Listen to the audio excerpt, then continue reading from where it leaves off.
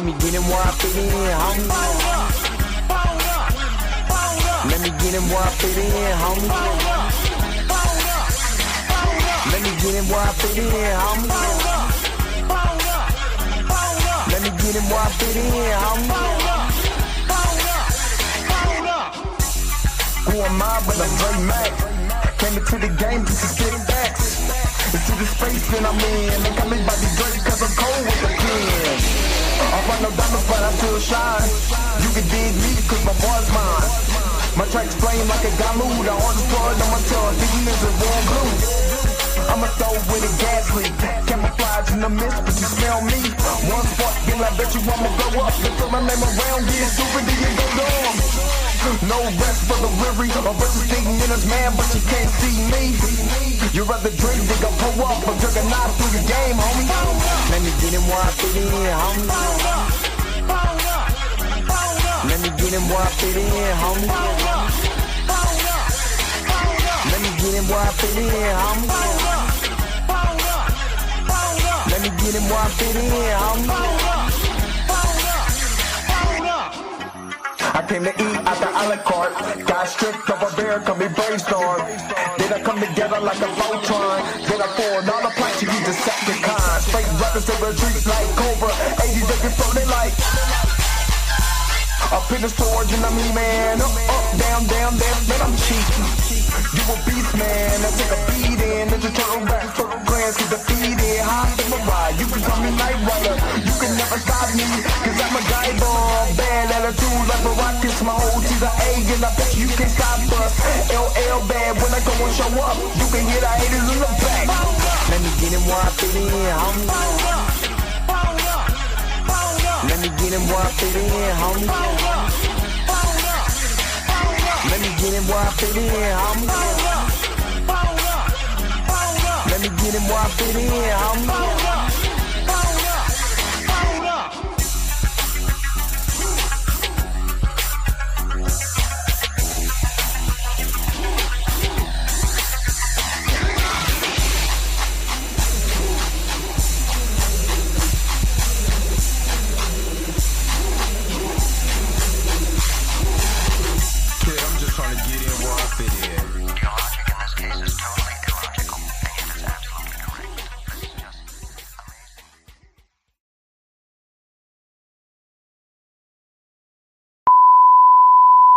This is a test.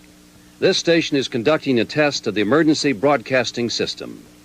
This is only a test. Taste the biscuit. Taste the goodness of the biscuit. Taste the honey sauce. Taste the goodness of the biscuit with the honey sauce. To get that honey sauce on me, I don't like the way it tastes with my chicken wings. We return you now to your regularly scheduled program. What's up? What's up? What's up? What's up? What is going on, everybody? This is your man Dre Mag coming to you again with another episode of the Dre Mag Show. This is a special evening edition, way in the evening. Just because after Thanksgiving, I cooked and I haven't cooked that much food in a long time. I ate, I was sleepy, I was tired, I was wore out, and yeah, I think I went to bed at I said I was gonna give myself like an hour. I was like, let me take a nap. And then I get up in like an hour, do the show or whatever. That hour turned into like 4 something that evening, like real talk, or 4 something in the evening. So I decided, let me just go and still do Bel Air Friday. It's still Friday. I didn't have to work, but we do it right now and talk about Bel Air. So this is season 4 of Bel Air, episode 1, 2, 3 recap. If you have not watched Bel Air, this is spoilers because I'm going to be recapping the whole entire thing. And this is the last season. We're going into baby Nikki territory. You already know. You know what I'm saying? So that's what we're in right now. But yeah, I was just exhausted. I'm not even gonna hold you. I was so tired. So tired. I tried. I mean, I cleaned up my kitchen. I've not cooked that much food. When I tell you in so long, I'm telling you in so long. So I was just tired. Normally I make what I'm saying, little meals and stuff like that, but a whole like Thanksgiving feast. Yeah, brother was on it, but a brother is also tired. Brother is tired. So yeah, man. So we're gonna get into it today. So hopefully you guys enjoyed this particular episode. But hopefully you guys are happy. Hopefully you guys are healthy. Shout out to my man Heavy Gant over at the Heavy Gant channel. But you already know how I do. The real question is, are you Say why you hating on my energy? Say why you hating on my energy? I don't think you wanna be my enemy. all right, all right, all right, all right, all right. Let's go ahead. Let's see who is all in the hizzy for shizzy. What's going on? Sister Pam is up here. What's up? Mika G is up here. What's up? What's up? What's up? Uh Michael, what's it? Oh, Tommy, what's going on? I it's y'all acts. Y'all probably gonna have to change y'all acts. Andre Ware, what's up? What's up? What's up? Tony Robinson, what's up? What's up? What's up? We are going to get into everything. I'm going to get into everything. And I was one of there's not a lot of YouTubers that has did breakdowns for Bel Air. I think I came in season. I think did I break down season 1? No. I think I did break down season 1. And if I didn't, I know I broke down season 2 and season 3. And like I keep telling people, my most watched stream ever is season 3, episode 1 through 3 recap. So that is what I am doing today. Hold on.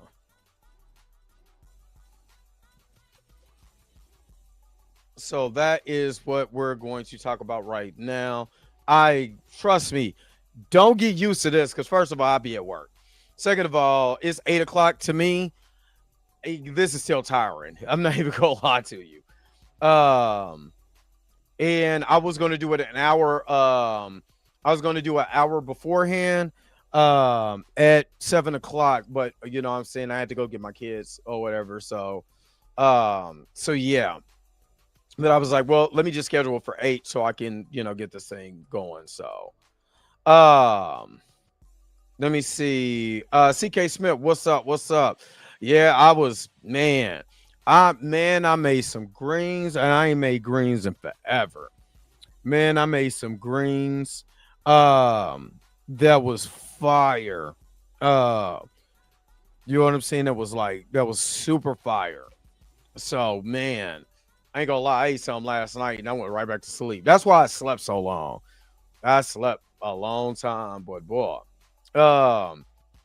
Yeah, you know how I do my breakdowns and stuff like that. I go through each scene and I do the recap of what's going on in said scene. So if you want to hang out for that, that's cool. You got to be up in here 7:30 in the morning. But yeah, it's not gonna be in the evening though. This is just because I was off and I slept, and it's going right back to Monday. Going right back to the mornings, next week. I kind of did too, but if you think about it, Fresh Prince, after the baby Nikki storyline, they went into like them being in college, and there was some certain things in college, and then in the show, Will met Lisa later on. They had her meet her in high school and here, but he met Lisa. I think he was in college. You know what I mean? So yeah. Let me see. Look, I did. That's what I was done with my kitchen, just cleaning my stove, and I'm one of those type of people that is very, very anal about my stove. Very. I do not play. I do not like a dirty stove. Dirty stoves bring bugs, and I do not like that. No, I don't play that. So when you talking about somebody who spent about an hour just cleaning my stove, making sure my stove was spotless, I don't play. It took me a while to make sure that my whole entire kitchen was clean. I was not joking. I was not playing around. And yeah, that's what I was saying. But I don't think it's the viewership. And again, let me say this. We talk about black representation and not having shows and and they create a show. Now, is some of the drama to me forced? Yes. You know what I mean? And I'm gonna get into that in my whole entire recap of episode 1, 2, 3. That is something that I've criticized a lot of black media for doing. It doesn't seem like the drama doesn't seem like a natural progression. It just seems like you don't have to do that. And there's no decision making that even make logical sense for a character that have went through A, B, and C to do, you know what I'm saying? 1, 2, and 3. It doesn't make any sense. And it's not natural progression. It's not, this just so happened to happen. It's a lot of forced dialogue or forced situations. I said that about the Country Wayne skits. I like the Country Wayne skits, but where the Country Wayne skits pissed me off and I stopped watching it for a while is because in the Country Wayne skits, you will have a natural progression of a character and you really like that character, and then they make them do something that's so contrary to the character that they have established already, right? So the character just does something just dumb, like, why are you doing that? Like, why are you doing that? And then now I'm supposed to be sympathetic on a character that's being contrary to what this character is. There's a character on there. I love this girl named Tamara. Now Tamara's dating Country Wayne, which the reason why I stopped watching this, Country Wayne is just so unrealistic, even in his own skits, which is his own thing. But he dates everybody he can mess with. A woman getting married, and there's no repercussions for the character, and it makes it uninteresting because there is no stakes. There's just things that are happening. You know what I mean? But there's a character named Tamara that came into the season about a couple years ago. About a couple years ago. And the character was working at this like herbalist shop, and she was all, healing and nurturing. And then all of a sudden now she's a dancer and she has this. Now all the established character, like the humbleness, the way that she carried herself as far as like being into all the spirituality and all that, and they took that, threw it away. Just threw it out the way to make her a bird. Now all of a sudden she's a bird now for Country Wayne. Like almost like, what are we doing? Like seriously, like what are we doing with these characters? And debate the character like, you can't be this stupid. That's the way I feel. Like you can't be this dumb, but here we are. So, and even people in the comment section, like, the watch are like, why they have to make her stupid? You know what I'm saying? Why out of everybody, why they have to make her stupid? And that's exactly what we got. And in here, I feel like at times they make the characters do things that is just not their. This is just not their character. It just doesn't make sense to me. So we are at where we're at. So, what's up, Aisha? What's up? I guess that the big headline wasn't made for anybody in this chat. Well, y'all gonna keep playing with me. I'm gonna keep playing with me. So yeah, but like I said, it's kind of just where I sit at on certain things, and I do kind of hate that a little bit. I do kind of hate that, but again, this is black media, and I don't feel like you know, we complain, but we don't, you know, we're not coming out in droves for these shows. But we complain when they get canceled. We complain when something happens. We complain. But when the show was on, was you watching it? Now, I gotta say, it does still have to be good dialogue. It still has to be a really great plot and a great writing, great progression of said characters, so on and so forth. I get that, but I don't want to hear nobody complaining when there are shows that are out here and nobody's watching it. I'm just saying, I don't want to hear anything. And it's funny because I'm looking at my top videos. I just looked at this. Top videos, season 3, episode 1 through 3, got 84 views in 48 hours. You know what I mean? Like, I didn't know people were still watching it. So, people are still watching. I'm up to 47,000 views on that. And that's a lot for a channel that haven't even hit 5,000 views yet. So, like I keep telling people, you always have one. But yeah, but anyway, we're going to get into it. Let me shout out all the magnificent crew members. I know the majority of the people that are normally here in the mornings are not going to be here. So I know I'm going to have a smaller crowd. So I'm going to still do what I do, but I'm not going to hold you guys like super duper long. Well, I mean, this is season 1 through 3 that I'm recapping. So, all right, let's go ahead. Let's shout out the crew, man. Let's go. Hold up. Wait a minute. Wait. Whoa. Stop everything you're doing. Go and hit that like button. I know this is probably your first time watching and you probably enjoying everything. Stop fucking on the channel and go and hit that subscribe button so you never miss one of my videos or one of my morning live streams. And for only $2.99 a month, you know you can be a part of the crew. And shout out to all my crew members that have been holding it down for Dre Mack and the crew since the beginning. All right. Back to your regularly scheduled program, now in service. Go. Bye.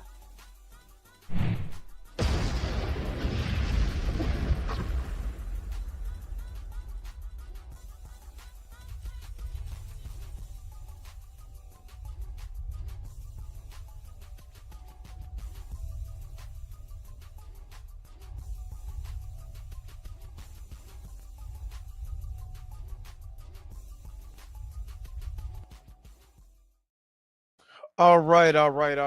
And again, shout out to all my magnificent crew members, man. Y'all be holding it down, man. I really appreciate it. I really, really do.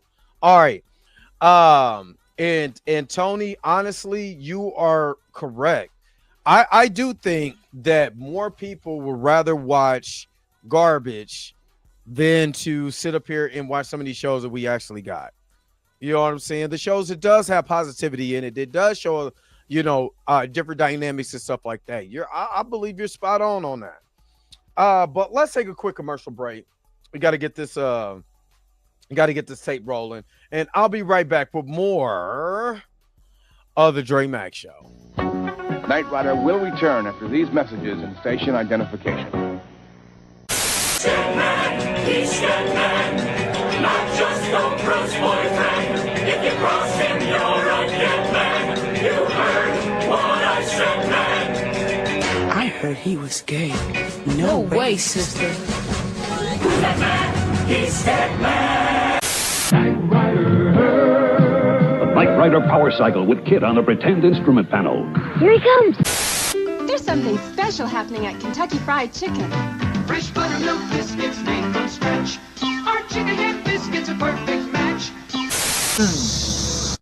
Warm, taste so good, make you want to slap your mama for real. Man, I slap your grandma, I slap your auntie. Good idea.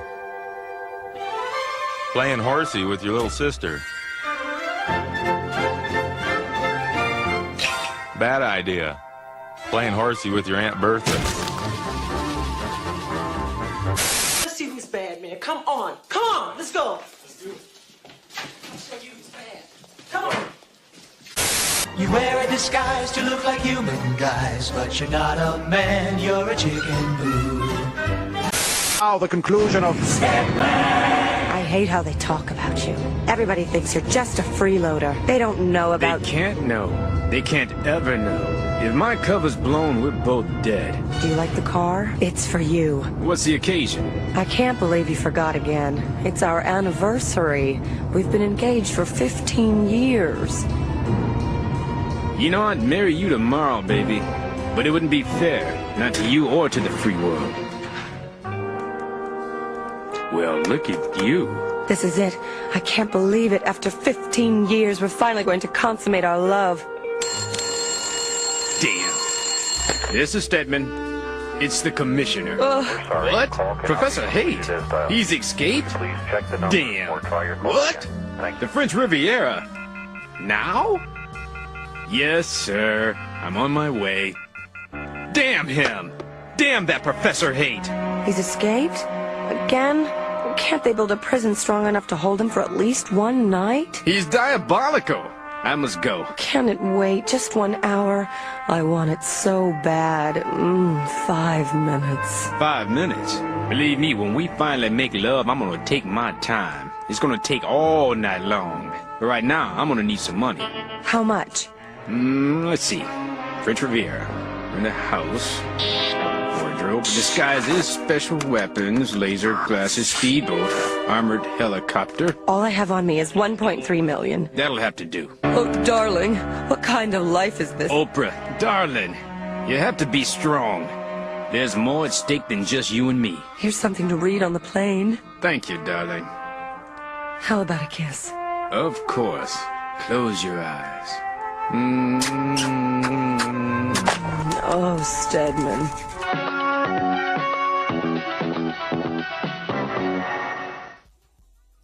That diabolical Stedman. All right. I do want to share something with you guys. You know that I'm getting ready to do my first short film, but I wanted to share with you guys my first actual skit with a good friend of mine named Charles Allen, who was a writer,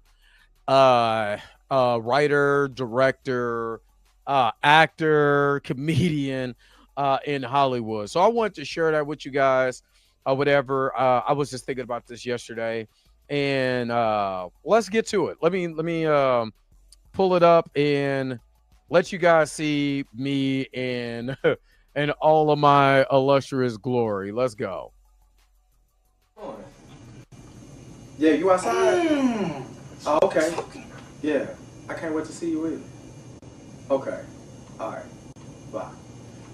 Oh, snap. Can you get with it? Can you get with it? Bang. You can't get what I'm telling you. You ain't learned your lesson, man. Man, what you talking about when I ain't learned Why my you lesson, keep man? meeting these girls online, inviting them to the house, man? Man, first of all, look at this picture. Bruh, look at this picture. Man, she bad, I'm telling you. She's a goddess. You know you said that about the last one, right? She got over here looking like T-Pain with titties. Okay, man, why you gotta bring that I up? ain't calling 911 for you no more, bruh. Okay, whatever, hater. Check this out. Get yourself ready, because I got company. And there she is right there. You can even match this. You can even match this.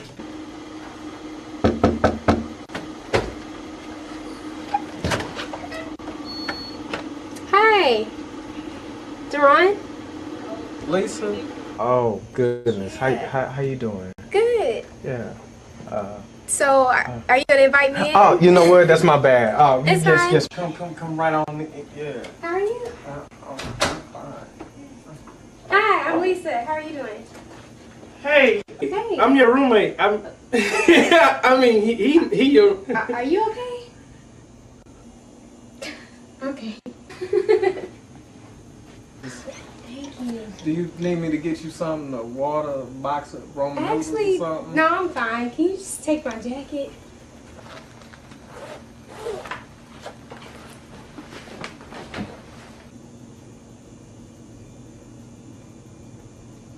Eagles?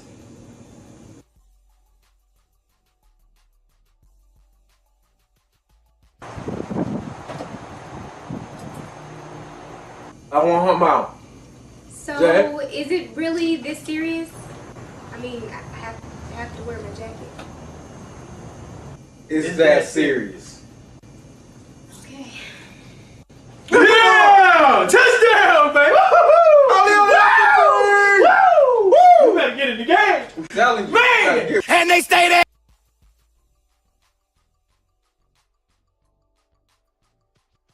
Let me put myself. Okay. That was from I want to say 2000 and God, what was that? When did I come back from Houston? 2010, I believe. It was a summer. Was it 2000 or 2008? It was actually 2008.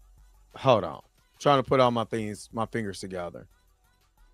Hold up. 2007, 2008, 2020. That was 2010 or somewhere around that time. But yeah, that was me in my first skit with my man Charles Allen. And I was watching that yesterday, and it was just giving me like just learning from him at that time. And we did a couple other skits. If you watch the short commercial, that you see another a portion of another skit we did for like back to school or whatever. And that was because he's a Cowboys fan, and he was good friends with former Cowboys cornerback Terrence Newman, who we went to K-State with. So that was kind of for him. But yeah, man, I was hella skinny back then. You know what I mean? I was like $105. But yeah, it just gave me some inspiration to man, like when you really need to do something, just get in there and start getting it done. You know what I mean? So it was a real funny skit, man. We had fun, but let's go ahead and transition over, and let's get to this Bel Air recaps and break them downs, and let's get into it. All right. So again, if this is your first time seeing anything that I've done in recaps, I always skip 10 seconds ahead. I do not want to get in trouble or get copyright strikes or whatever. It just makes this a whole lot easier to get through without getting in trouble. If I do play anything, is going to be literally muted, and I'm going to be heavily talking over it, no longer than like a couple seconds, unless it's like a really, really important scene. All right, now that we got that out the way, let's get into it. Now, this particular episode starts off with basically the end of what happened in season 3. At the end of season 3, Aunt Viv and Uncle Phil get their groove back, right? They start getting it in. Will get snatched up by the gang from London that Jeffrey is a part of. Jeffrey got them hidden and stuff like actually Jeffrey left or whatever, but he still has some protection, over them and everything. So there was a lot going on with that. LaMarcus, I think Pam talked about that. LaMarcus dies at the end. I think right after during their honeymoon, he dies because him and Hillary gets married. Ashley just started to just started to date the little guy Eli or whatever, when she found out that she's bisexual or whatever. So there was a lot going on towards the end of this season. Now, let me just say this before I kind of get into it. Let me get into it. The thing that I like about this show is it does show a lot of Black people in very prominent positions doing a lot of great things in here. There is a duality. When we meet Lou comes up on the picture in season 3, which I thought, I ain't gonna lie, there's a scene in here where I thought they was gonna pull that, why doesn't he love me, man? You know what I mean? I thought, you know what I mean? They snatched the rug up under me. I thought I was gonna get that scene. They didn't. So that was okay. So let me just say this. There is a lot of good people that's in prominent position. It looks good.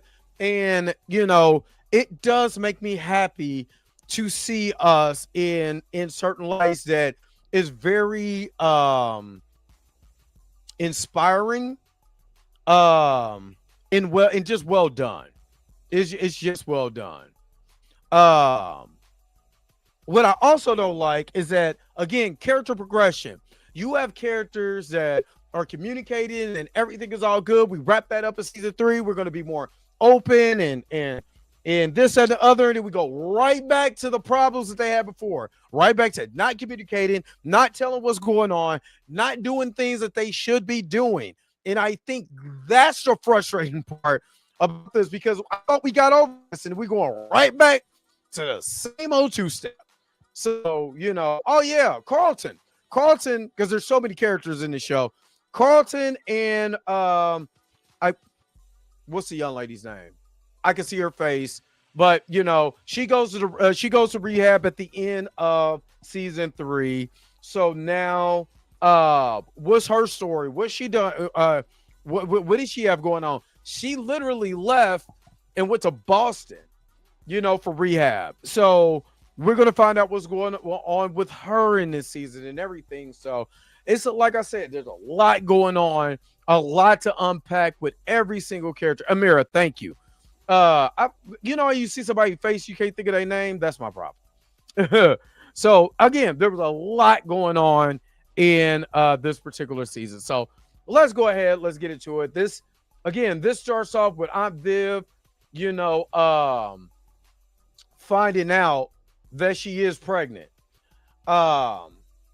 Everybody, this is the beginning of the episode. Everybody's getting ready for the first day of school. You got the Bel Air prep. I ain't gonna lie, the sweaters are dope.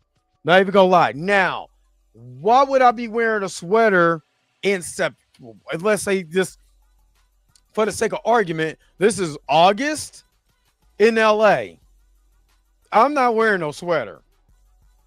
But I guess you got to wear certain things. Like, he looks good, but I know he hot as hell because people got on shorts. People got on. I know it's California. I live in California, but I'm probably in the morning. I'll probably be taking that crap off during the day. So we open up. Remember, Carlton and Will started a new company called Blacksess. They started that. We started that in last season. They got their own business going. They're passing out merchandise and everything. Will and Lisa's so pretty, but Will and Lisa's doing their thing. As far as like, their love and their admiration for each other. Still giving up the, passing out the Blacksess. Carlton meets this new young lady. She's very pretty. And for me and Carlton rocking big forehead gang, man, shout out to my man Carlton.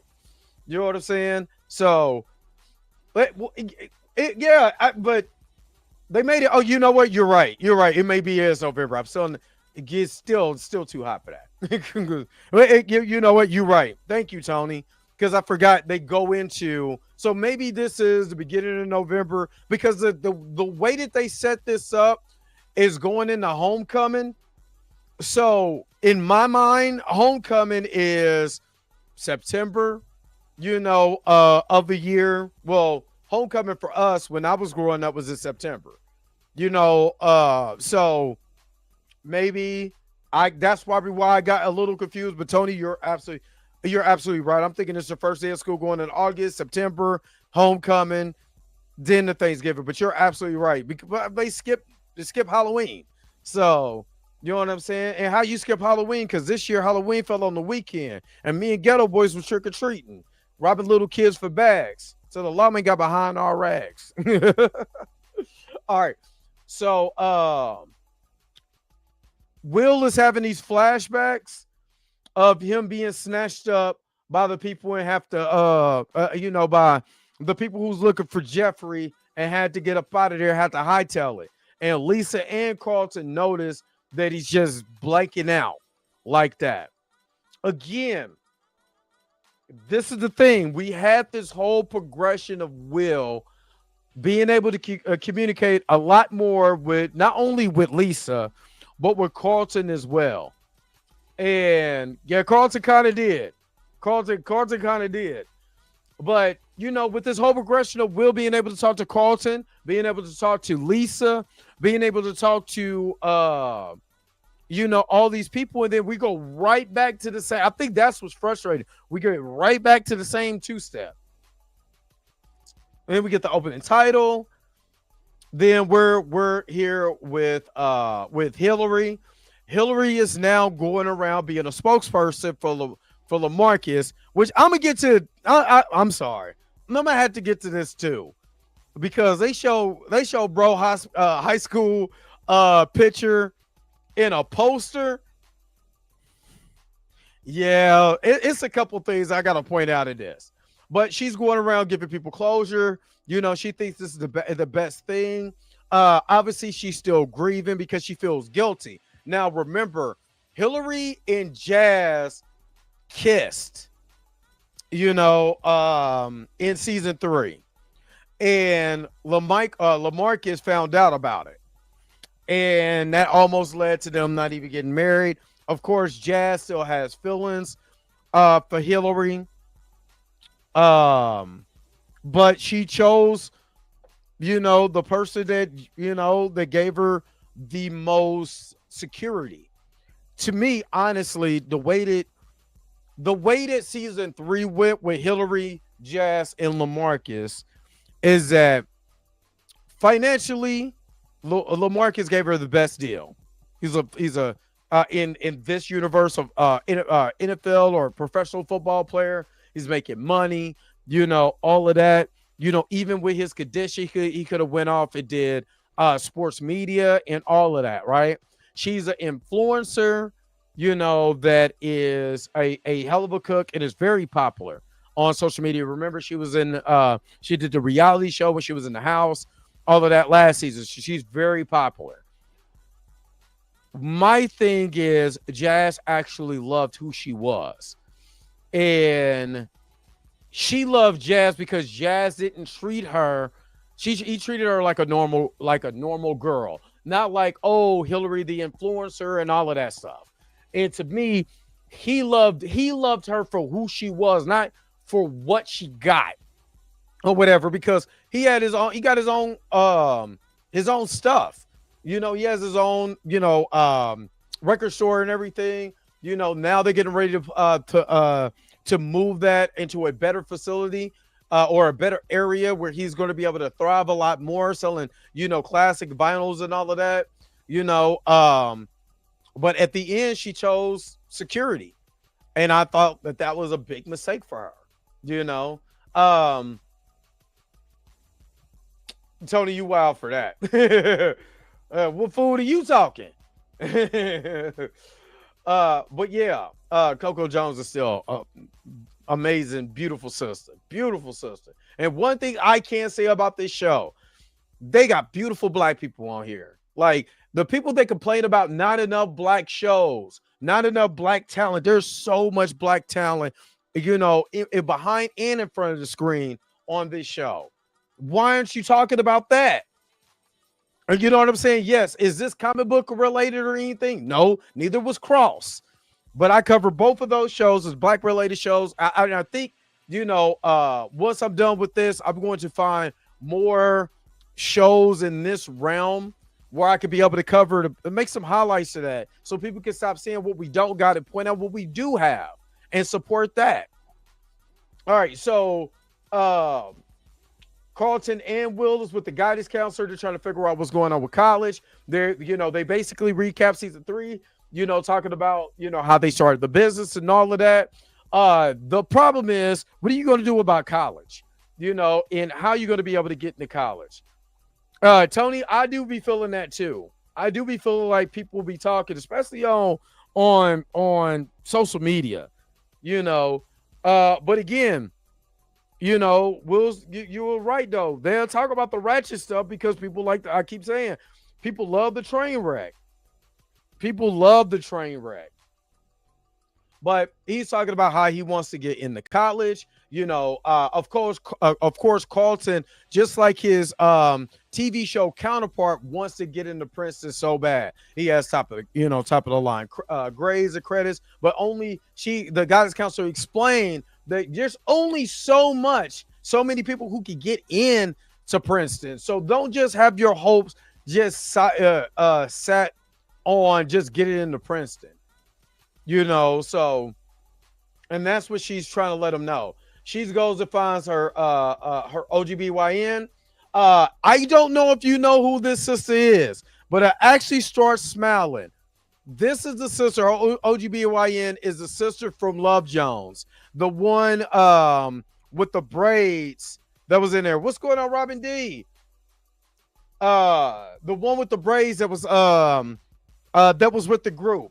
And I was so happy to see her on this show because I love her character in Love Jones.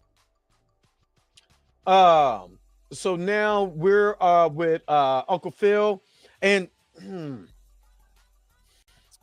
as much as I like this show, I still think the brother who plays Uncle Phil is still the weakest part of this show. This is just my personal opinion. The reason why, and it's hard to compare him to James Avery. I mean, I kind of feel that way about Aunt Viv a little bit, because Aunt Viv is a mix between the Aunt Viv from the dark skin Aunt Viv, the light skin Aunt Viv.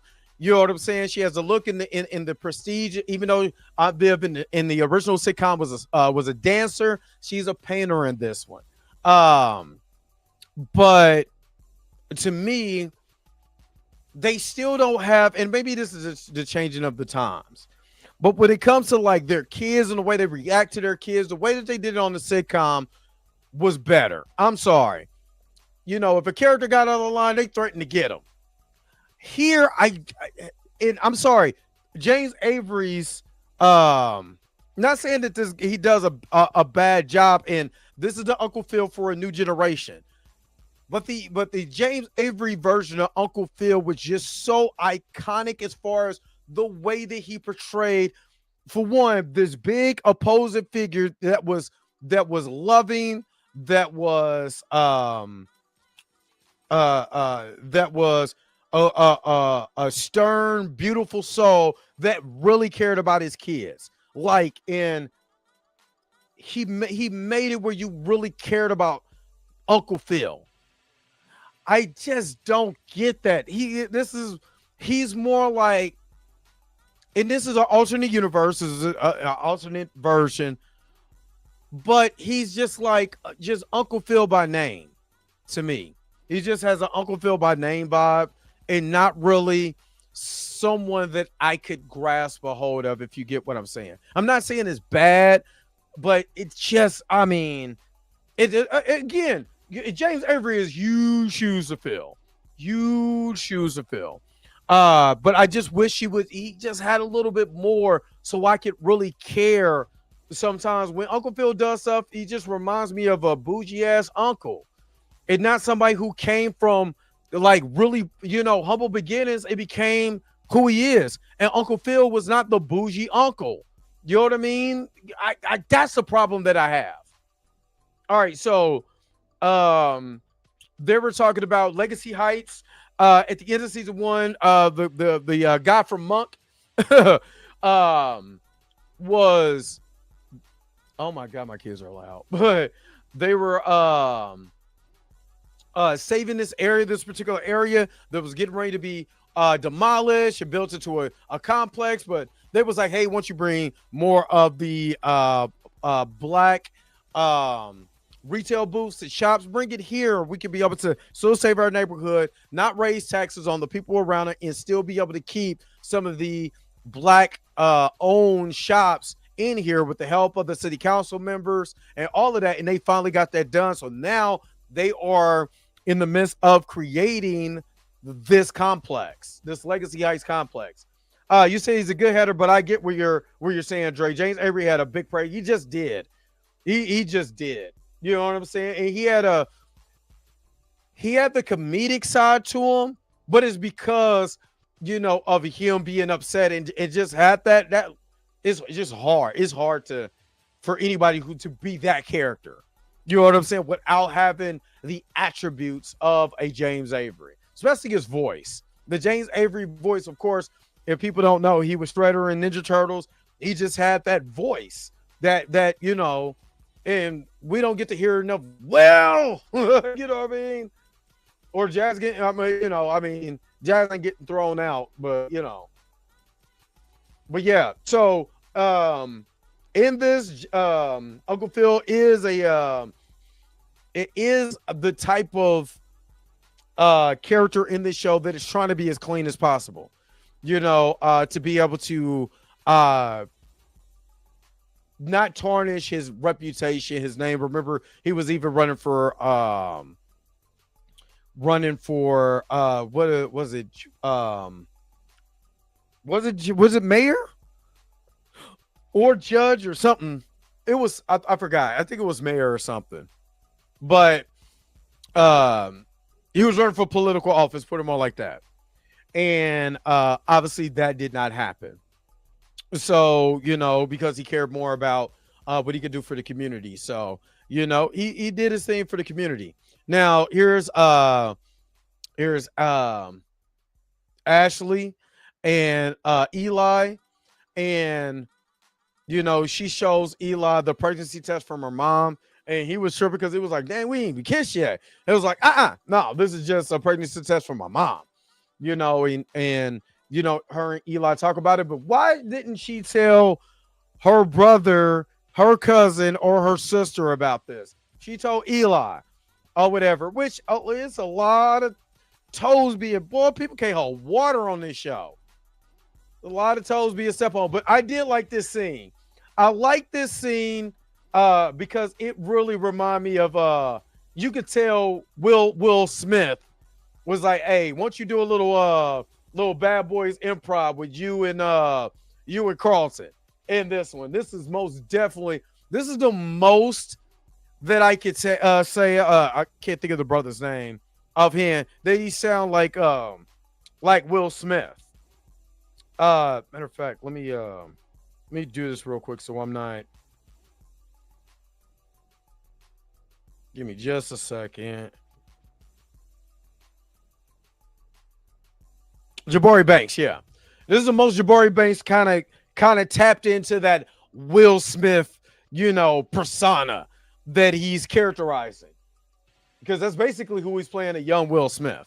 So he kind of got it in this one.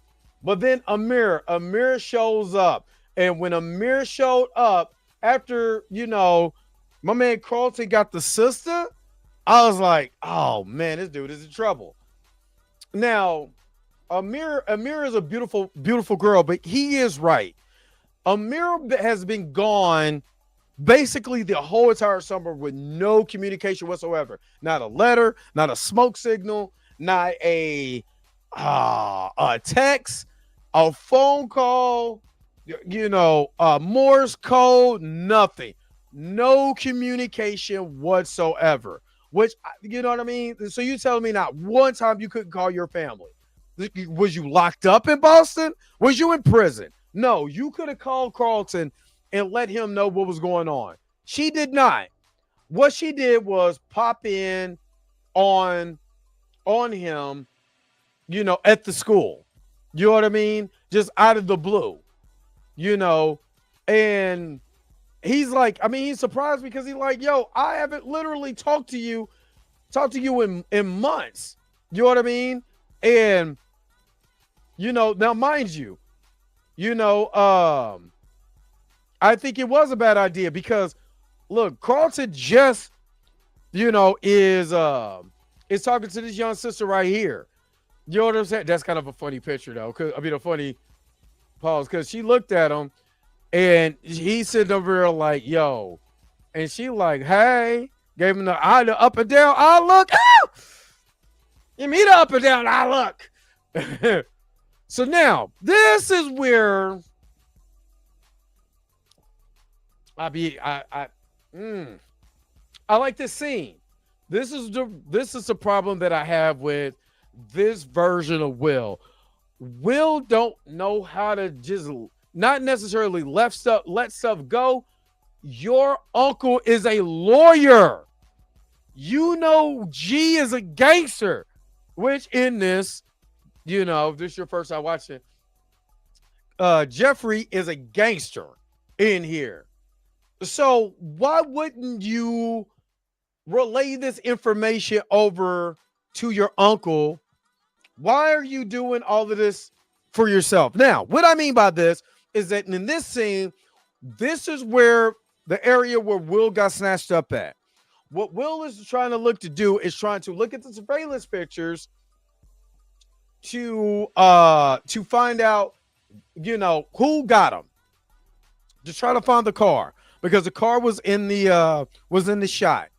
So in the midst of that, Will and Jazz find a way by using that Will had a dog that got snatched named Ludacris, which sounds ludicrous.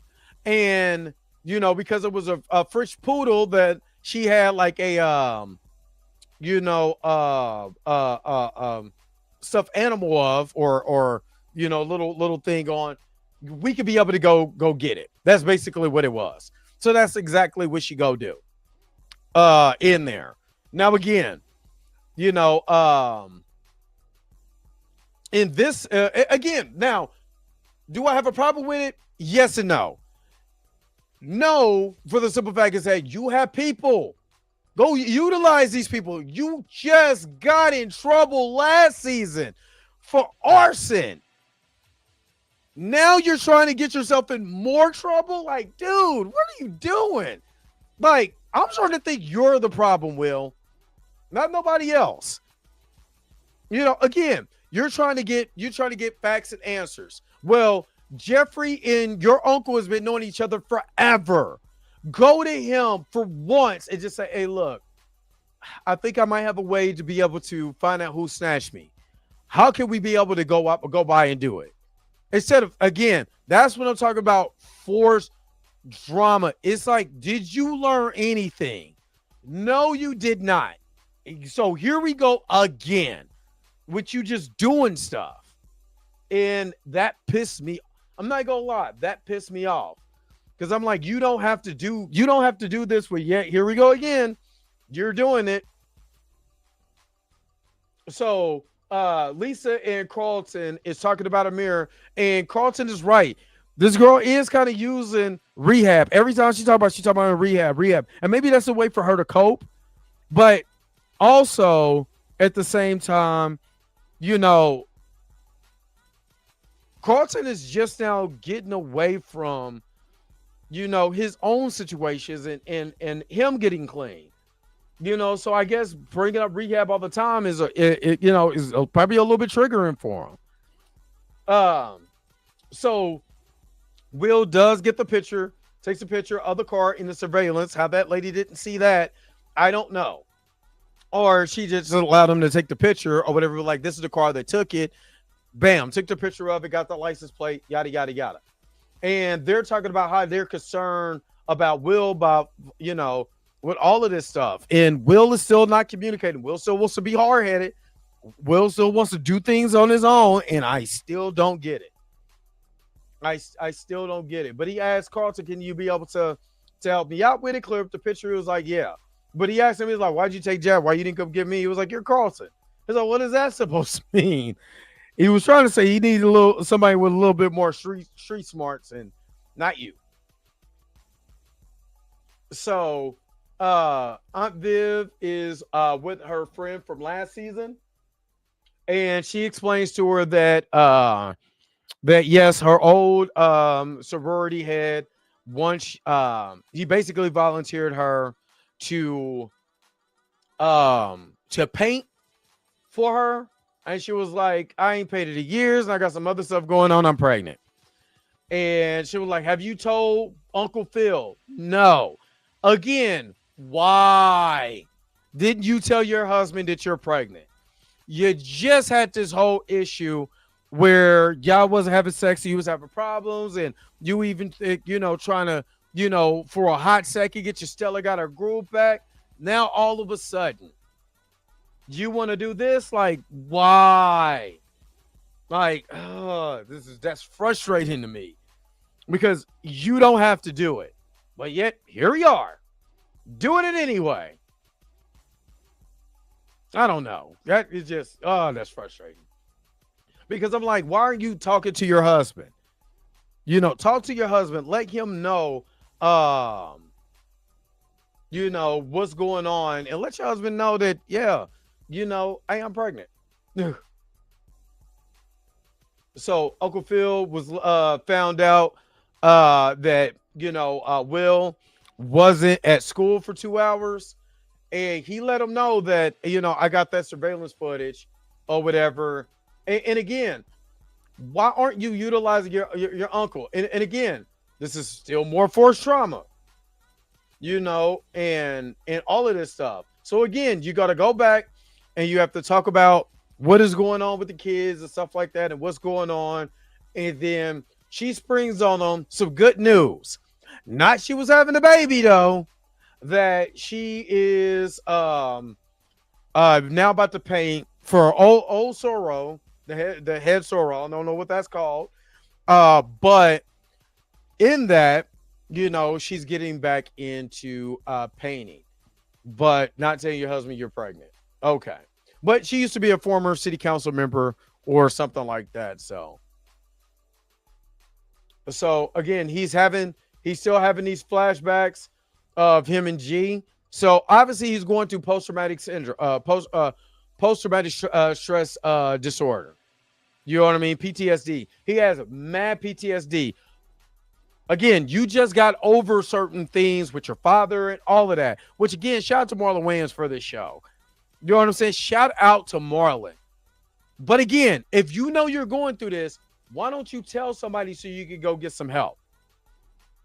And again, it's like we go one step forward and 2 steps backwards in this show. And we kind of already right back to what we just did. And I think that's a lot of problems that I have with television shows, period, in this point, in this day and age.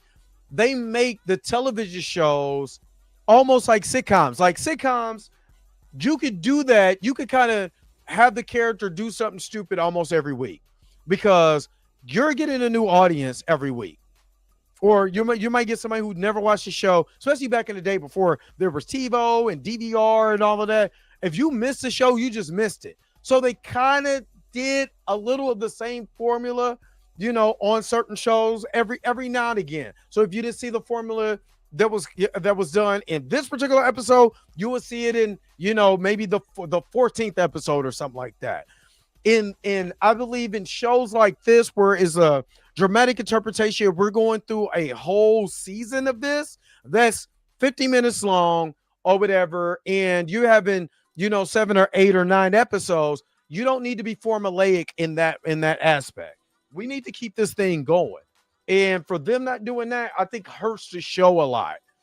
For them going back to the same forced, trauma, or forced dialogue that leads to certain, you don't have to do that. It gets to a point where you start looking at the actual show itself and be like, is anybody going to learn anything? Or are we going to still do the same old thing over and over again? Like, there's no learning, there's no progression. And I want to see the character progress.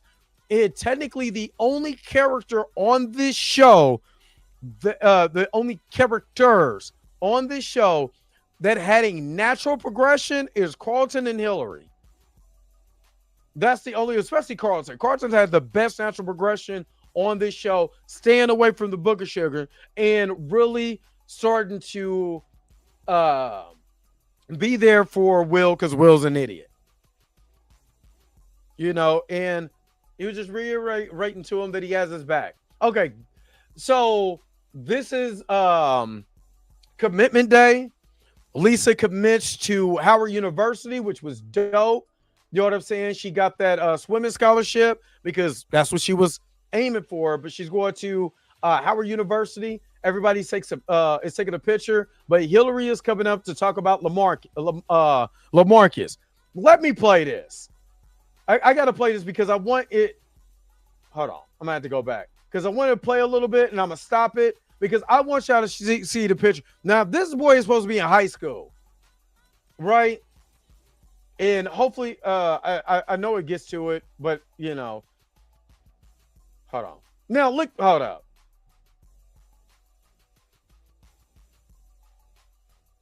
Hold up. Is it going to get to it? Kid you? He's supposed to be in high school, y'all, when this picture is taken. Does he look anything like a high schooler? Tell me this brother don't look 30. Like, legitimately 30. I looked younger than him at his age in that little video that I showed at the beginning in that skit. And I was 29 in that. Yeah, I was 29. Yeah, I remember that. I was 29 in that skit. And you can't sell me that this dude is. So you're telling me you couldn't AI his face to make him look younger? You're telling me that did he have any other projects come along where he had to have a whole goatee in high school? You're telling me you couldn't cut that just to make him look or feel more like a high schooler? You know, or cut his beard down or cut his mustache down where it kind of looks like peach fuzz a little bit. Yeah, I mean, I'm sorry. They dropped the ball on this one. But enough complaining about that one. Hillary breaks down because she felt like she wasn't good enough because she'd really start thinking about, you know, what actually happened between, you know, LaMarcus, Jazz, and her. And, you know, she felt like he was too good. And here I am, you know, got to speak on his behalf, and I don't feel worthy. And she literally broke down and just left. And, you know, Aunt Viv had to come over and, you know, give some words and stuff like that on there. So, again, Jazz and Will is trying to, you know, get the information on where the Jazz and Will find the information on where this person that snatched him up, where they at. And you said, where they at, though? Well, we know where they at. So now they're trying to devise a scheme to go get them. And Jazz runs into Hillary. Basically, Hillary tells him, you know, F off. You're the last person I want to deal with. Because, again, you have to take into consideration that, you know, they were smooching and kissing and all of that. You know what I mean? So, Ashley literally spilled the beans on, like, oh my God, she pissed me off. I'm not gonna lie. I would have smarter kicked it Ashley across the room and she would have told me, just tell her my business. Ashley tells the whole entire family that she's pregnant at this moment. Like, you couldn't tell nobody other than her mama was like, Levin was like, for real? This is what we do? And then Carter was like, yo, because she was like, well, you ain't gonna tell? But again, she didn't tell Uncle Phil.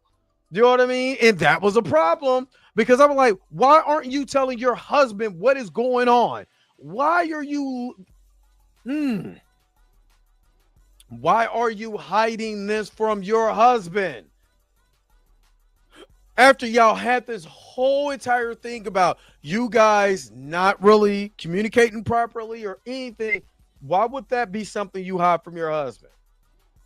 It just did not make any sense. Now, again, they were talking about basically in 4 years that we're going to be empty nesters. You already got Hillary out. Now you got Carlton and Will on their way out. Which sucks because in the show, when they were in college, they was living in the guest house together, and that would have been cool to see. You know what I mean? But, you know, they're about to be out the house. They're about to be empty nesters, and here comes baby Nikki. And the only reason why baby Nikki was in the original show is because original Aunt Viv got pregnant in real life. Then they had to explain to her. Then they recast her with light-skinned Aunt Viv. But I can't get recast T'Challa. Okay. So they were contemplating, like, you know, they gonna say, is your grandpa, your daddy? They just, you know, but it was dialogue in here that made me think, like, how does I feel to be a parent or something that Uncle Phil was saying. I'm like, what? You already are a parent. What are you talking about? You already raised kids. Yes. Are you raising a new little baby? Yes. That doesn't take the fact that you've already raised, 3 kids already. Well, you are starting over again. But yeah, it was a couple of things that was in here that was just weird. But again, it's about conversation. Why is she talking now while they're in bed and they're having a conversation and stuff like that? Why didn't she have that same feeling, when when she had the opportunity to talk to him before? Again, this is forced dialogue, and I said this earlier. That's the forced dialogue that I'm talking about that leads to, these particular, conversations, not what she said was what Uncle Phil said. Yeah, well, she was right because technically, a woman over the age of 30, is it 35? They consider it a geriatric pregnancy, I believe. Yeah, she's talking about the dialogue that Uncle Phil was saying. How I'm gonna be as a daddy again. What? It's just that that didn't make any sense to me. Personally. That didn't make any sense to me. I didn't like the writing on that one. From his character, not from her character, from his character. Her character pissed me off because legitimately last season, all I kept saying was there is so much lack of communication between these two. If they talked and humped, they'd be just fine. Nobody was talking. Nobody was humping. Then they finally talked and humped, and now we're back to, I don't want to tell Phil why. Ugh. But anyway, Will and Hillary have this conversation, and it's about him not feeling, with LaMarcus, kind of how she's feeling, and he had to just explain to her, that you're doing everything that you possibly could to keep his memory alive, but she still feels like crap. And all Jazz wanted to do was really talk to her. And I think she should have talked to Jazz instead of cussing him out. But again, I do kind of understand her dilemma because she's grieving. You know what I mean? And she's grieving, and she probably felt like she would never find anybody like him. So Carlton finally talks to I'm calling him recruiter for Princeton, or about his enrollment application, all of that. He uses a mirror's situation to grow sympathy for Princeton about how he used to be an addict, which was true, but he never fell in no swimming pool, OD'd and fell in a swimming pool and almost drowned. That did not happen. He literally took a mirror's situation, which was dumb. Why did you want to get in so bad you use a mirror situation? If you don't get in, you just don't get in. There's plenty of schools like your guidance counselor told you, but no. He literally just made up something to try to grow sympathy, to his cause.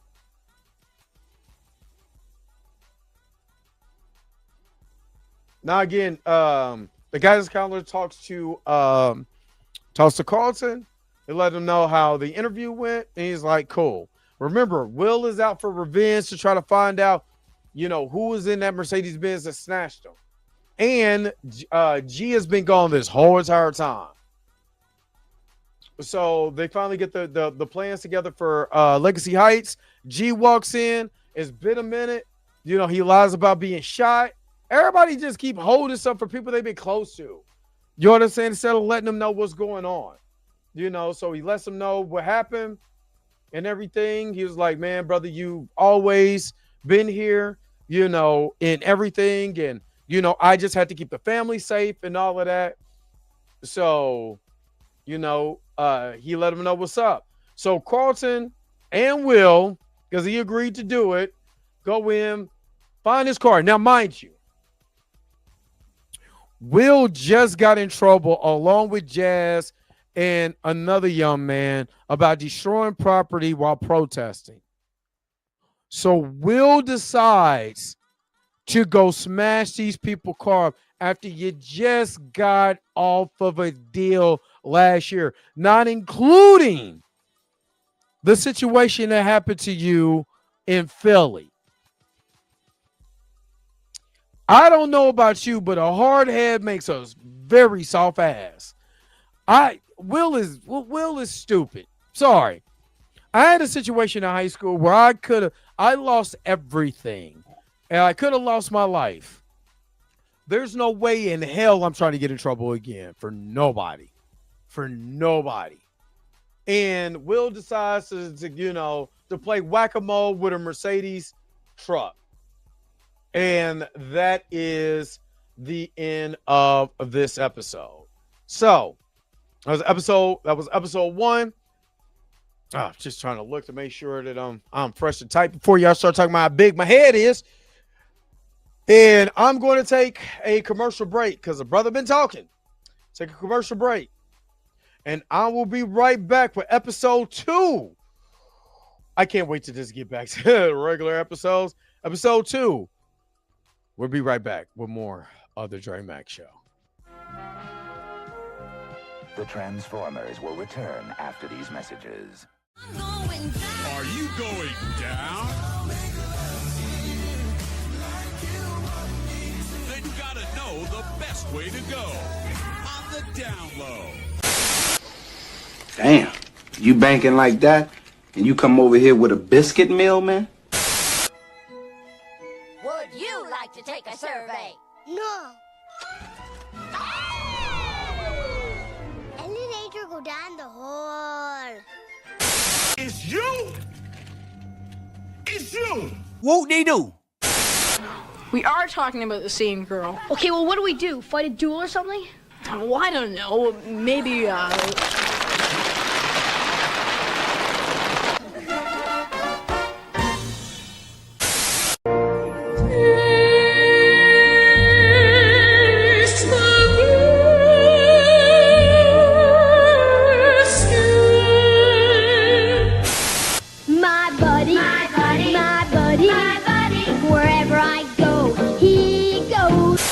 The conclusion of Step like this? Slower. Bend over. Stedman, what's going on?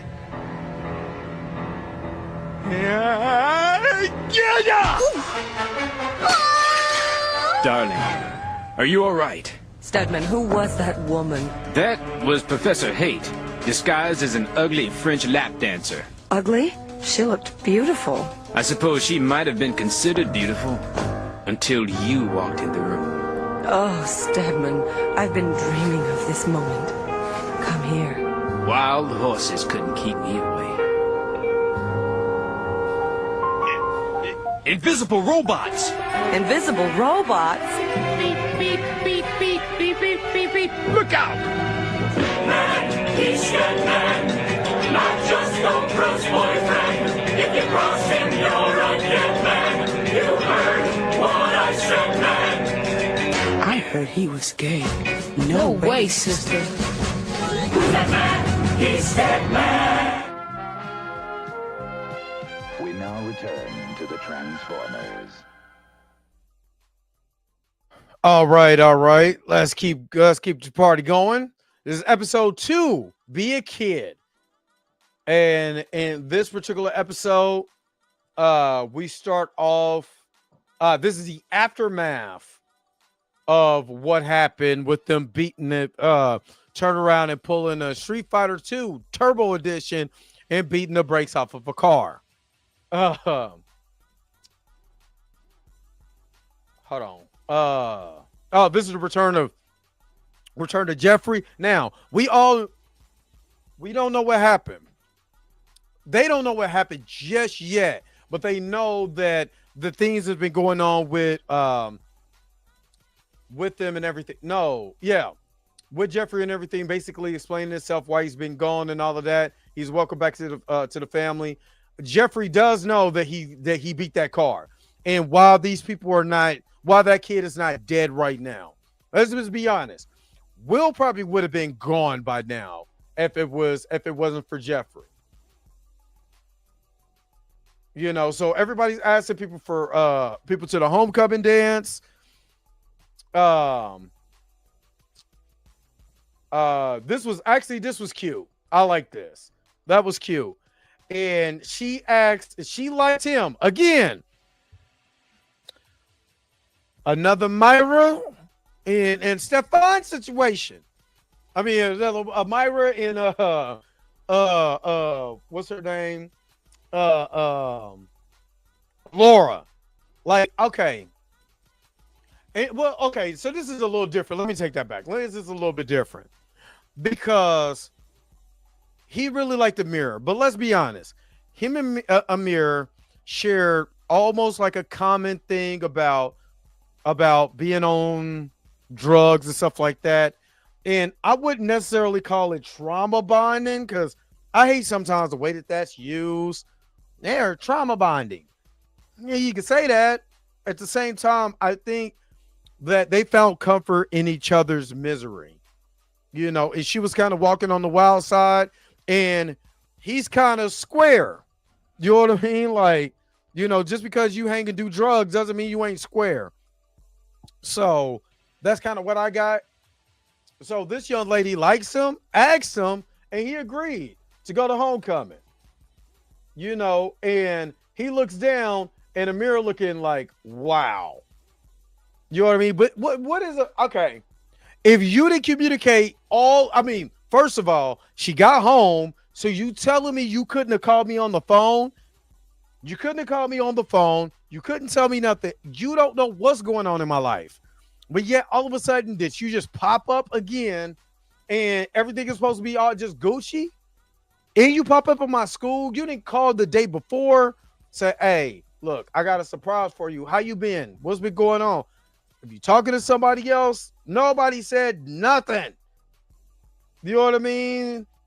Nobody said nothing. But yet, here we go. And this was actually kind of dope too. That, he did this whole thing for Lisa and asked her to go to homecoming, which you knew she was going. And then the janitor was like, I'm gonna clean it up. But yeah, I mean, Carlton could have told her that, Tony. But I think he was happening too fast. And if remember, not only was our brother Carlton on the sugars, it was on the booger sugar. He also has anxiety real bad.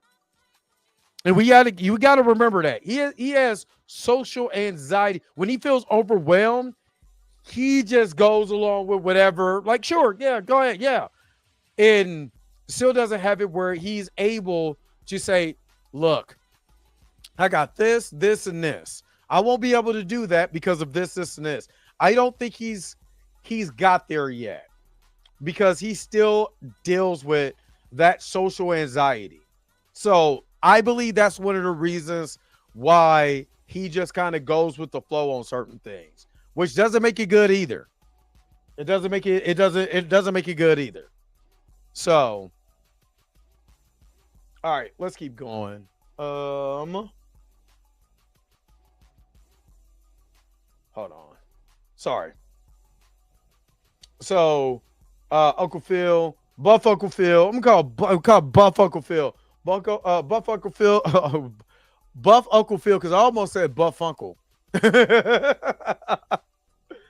All right. So Uncle Phil and G is, having this conversation. What was going on in London? He was like, "Brother, I always got your back. If you ever need something, dog, we're friends to the end."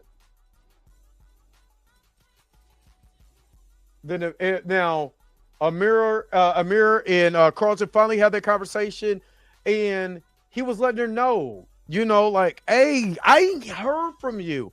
And then you just pop up. And again, Amira knows how Carlton is. They spent enough time where you just can't surprise him anymore. I know a lot of the surprises she was doing in season 3 was because she was on cocaine. I'm sorry, can't say that word. Because She was on drugs, you know. And so she was just do stuff. Now, once you got clean, once you start understanding stuff, was all this whole spiritual journey, and you did all of this. You should have sat down and let him know how you felt once you got back to California. She should have called him. I'm not about to give that on Carlton, because she had an opportunity to call him and say, "Hey, I'm in town. You know, I'm going to be going to going to your school now. So I just want to let you know what's up." You know what I mean? And she should have told him. So this young brother asked a mirror to the game, and Carlton was kind of feeling a certain way. Again, it's not like he doesn't care about her. They care about each other. But right now, there's a lot of pettiness going on between them two. So, shoot. Hold on. I'm going to have to put the... Because sometimes I'll be forgetting where I'm at. So, I do not like the way that closed caption is. Okay, because I had to remember where we're at. Because like I said, the one thing about this show, it bounces around from this storyline to that storyline to this person to that person. So a lot of moving parts that I still got to remember, because this show does focus, doesn't just focus on Will. It focuses on the whole family. But this is a conversation that they had about G and what's G's proposition. Because G's proposition was, look, I can keep us safe. I'm trying to keep us safe. But the only way that I can keep us safe and keep us, keep everybody in here from not meeting the grave digger, the coroner, is you're going to have to launder money through Legacy Heights. It's the only way that you're going to be able to do it. And it's going to be so much money going through there, you could be able to get away with it, yada, yada, yada. And so he had to talk to Aunt Viv about that, let him know, and let him know that I'm not trying to do that, but I got to do what I got to do. So Eli comes in, and Eli is bisexual also. I think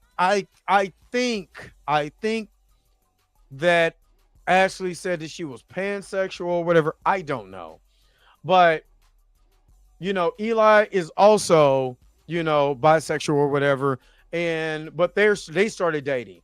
And, people were asking, them, "Oh my God, you're Ashley Banks." Carlton, I'm a fan of Carlton. I'm a fan of Hillary. Because again, Hillary's the influencer or whatever. And she's letting them know that she is the best Banks, But the girl she started to talk to last year called her a flip-flopping bitch. Just in case Miss Roberta coming here. So, she didn't like that. So, what's the brother's name? I'm glad they did something that he got a haircut in this one. Drew. So Drew, Will, and Carlton, is talking about they're talking about homecoming and, what your ex likes or whatever. And it was like too soon, but he was non-binary. Yeah, that's what it is. They're both non-binary. Yeah, I don't know. That's not my community. I don't want to disrespect that community either. So yeah, I'm going to go with what you said, non-binary. So Drew looks like he is in high school because he cut off his mustache. Why can't the other dude do it? But the one white kid comes along. I forgot this kid's name, but he comes and they got Connor. So Connor comes along and to counter their black cess, they made sweatshirts to mock. This was clearly to mock black cess, the clothing line that the black people did. The black students did for their thing. They came to mock them. And again, there is dialogue in here that it could have been written better, or maybe it could have been delivered better. But he was saying, "Do you even know what black cess stands for?" And Tyler starts, tripping over his words, whatever. He don't know. He don't know. So Will starts schooling him on the reason why, we have black sex because of, redlining and separate but equal and different things that black people had to struggle for to get to a certain space or whatever. Then one of the white kids said, well, I'm proud of my race, like you're proud of your race. Why can't and this is the, I guess, a teachable moment on here. But it was like, well, why couldn't, I can't be proud of my race, but you could be proud of yours. And it has nothing to do with that. It was letting them know that, look, we had a lot of things that went against black people, and y'all trying to make fun of it. You need to take that off. So they made all the white kids just take it. It was like, hey, let's just take it off. Let's just cut. He was like, I ain't taking it off.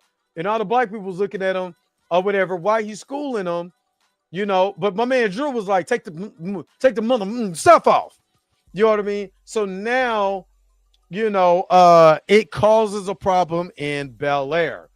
Now, in the last episode, I forgot to say that Lisa, who I totally forgot has a storyline here, wants to have her senior year. She wants to kind of go out with a bang and have a lasting impression.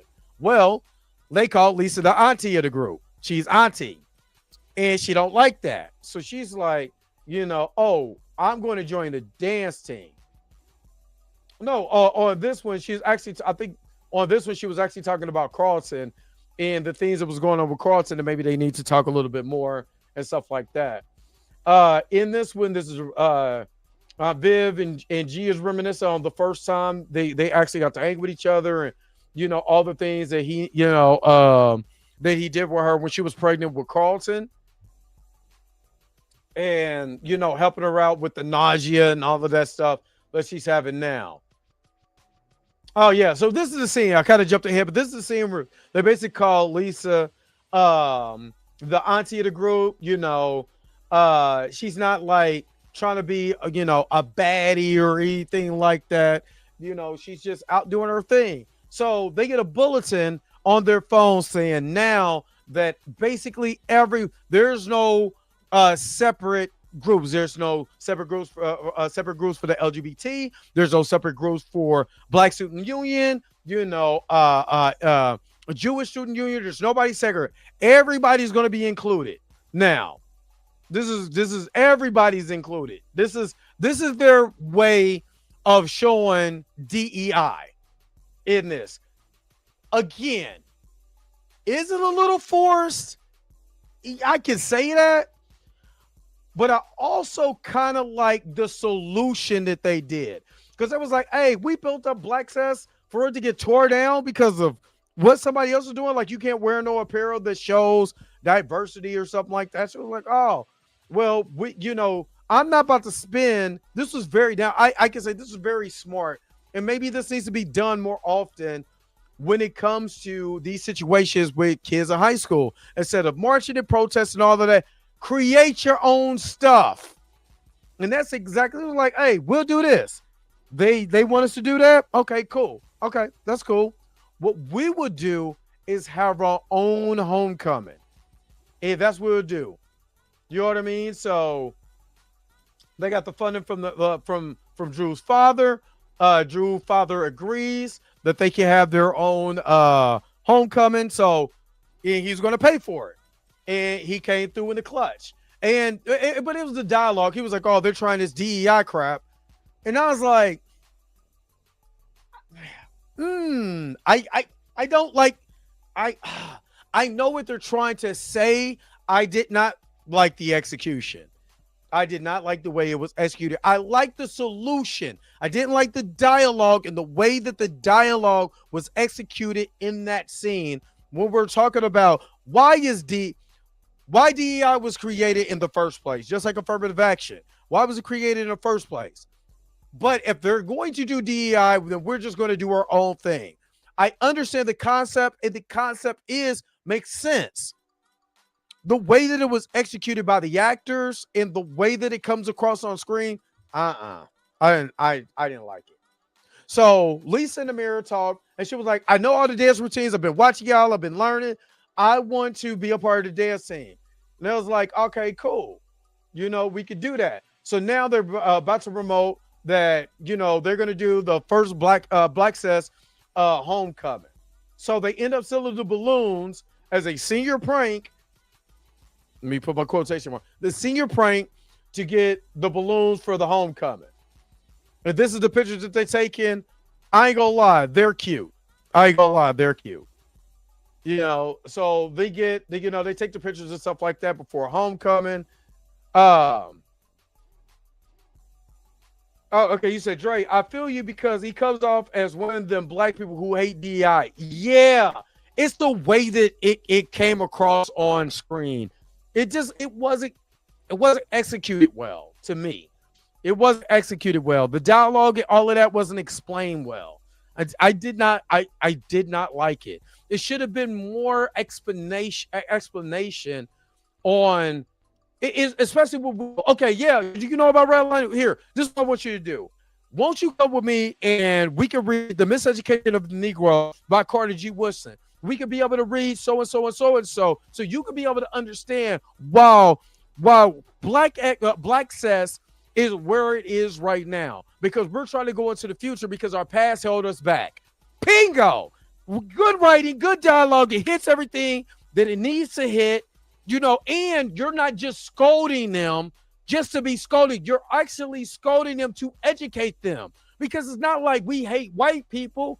We hate the fact that you're misinformed because the system makes us misinformed. So here's some information for you. Here's some books that you can be able to read. And if you don't, if you want to learn more, won't you come with us after school and I can put you on game on what you really need to know so you don't even have to deal with the ignorance of why we're doing what we're doing.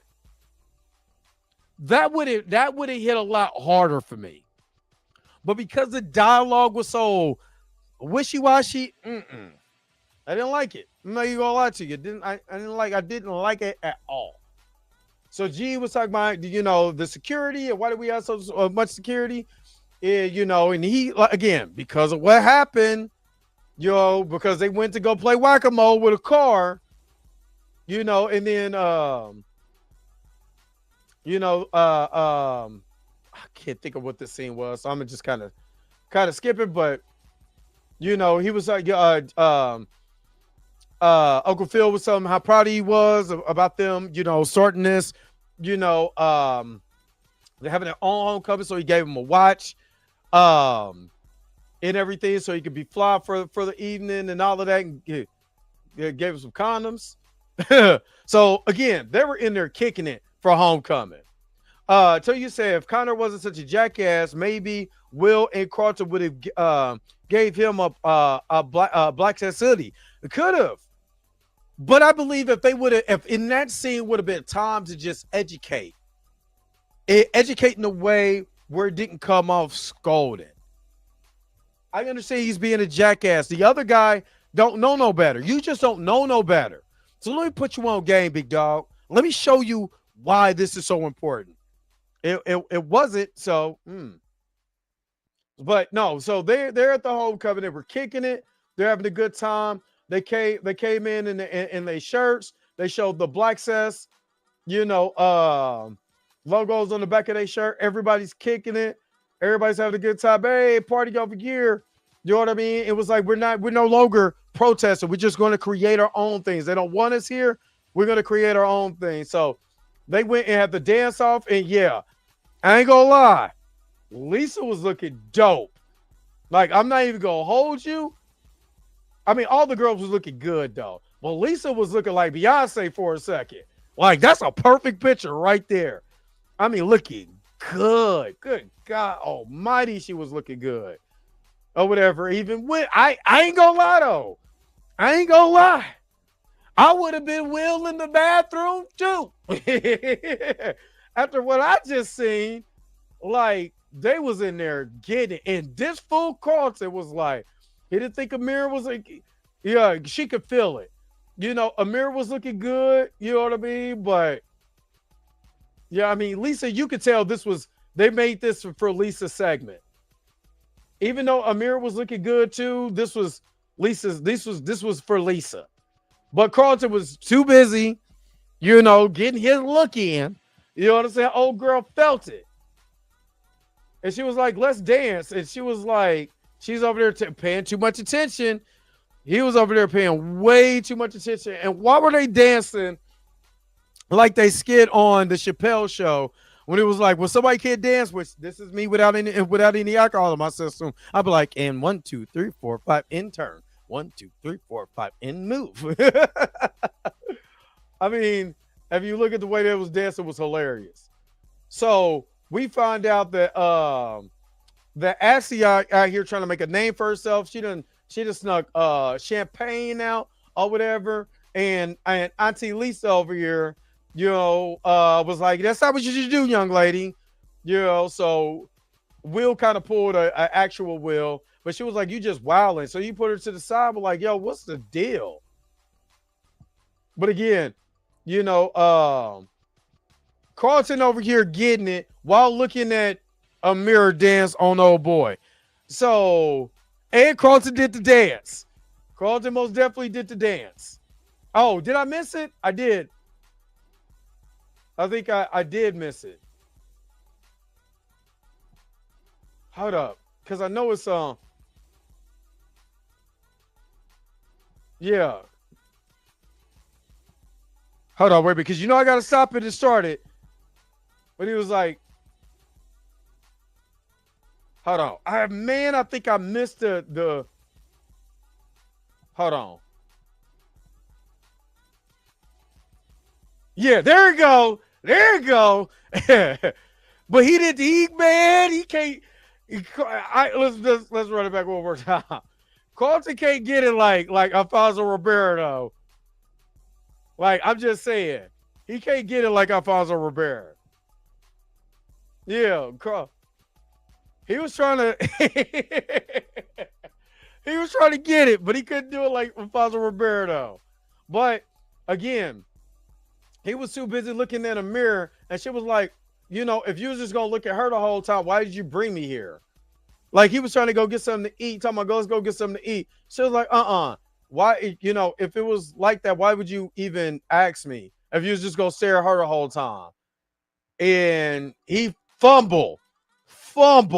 Now, they get fumbled. He fumbled her. But but when they came back home, the Banks residence was trashed. And they already know a call came in from London, and there's more stuff that needs to happen. What's up, Kendo? There's more stuff that's getting ready to happen. He was like, I thought we were safe. He's like, nah, you're not safe. You said you're not safe at all.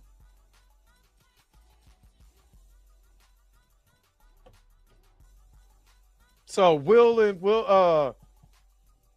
now she was on him. I ain't gonna lie. She looking man. She was righteous. She was righteous, but yeah, Amir and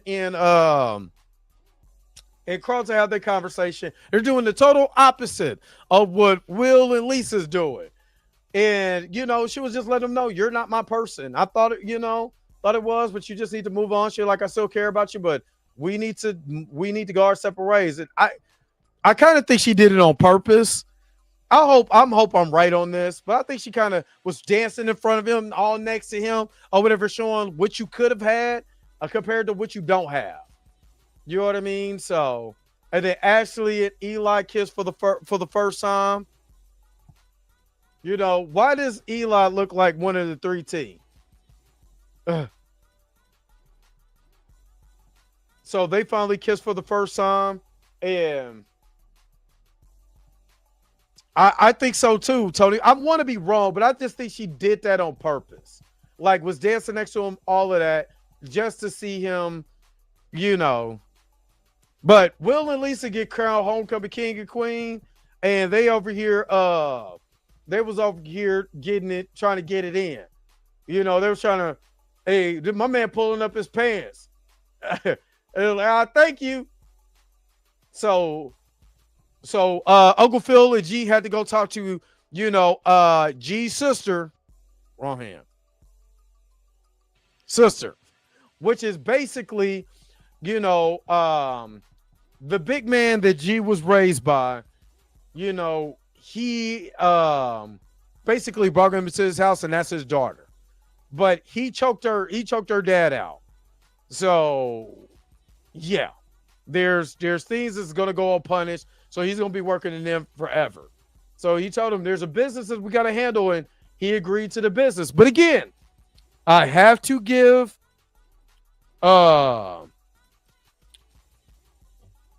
I had to give them their props, right? I got to give them their props. They always got, you know, beautiful people out here playing these roles, and I think that's awesome. You know what I mean? But she let them know in all her British glory. I love Black Brits. I do. I love Black Brits because I love the accent. I do. I love the accent. But if he don't play by the rules, you know what I'm saying? Ain't gonna be no rules.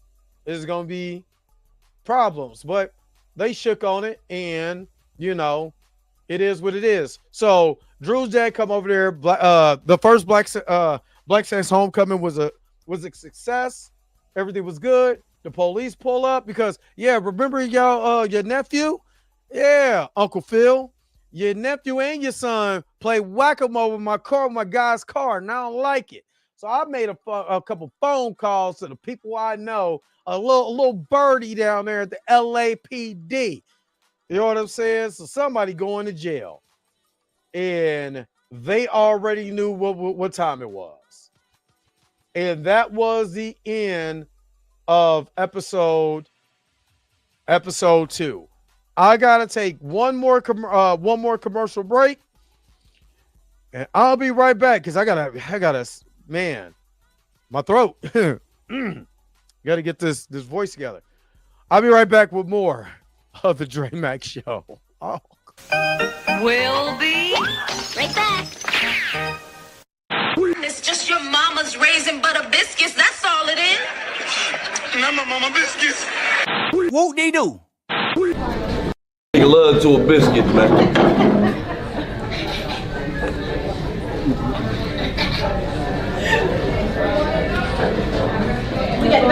Whoop they do.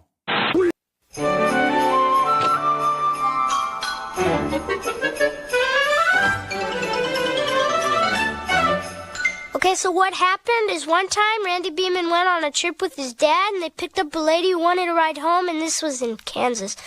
And she sat in the back seat, and when they got where she wanted to go, they turned around and she was gone.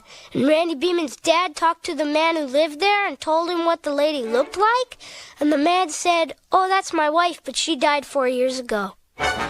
Spooky, huh? Okay, bye.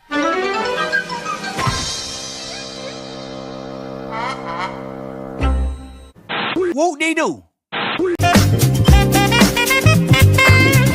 Taste the biscuit. Taste the goodness of the biscuit. Whoop they do. Good idea. Visiting the circus. Bad idea. Having the circus visit you.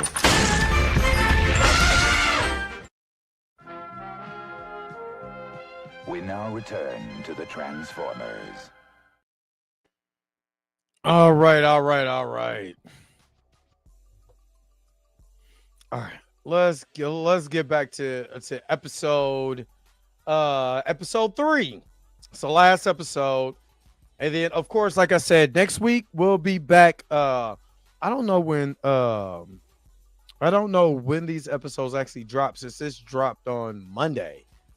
So, all right, we're gonna get into this. Business starts with I'm gonna try to get through the past the recap real quick. Let's skip that. Now, this is what are you doing for Thanksgiving?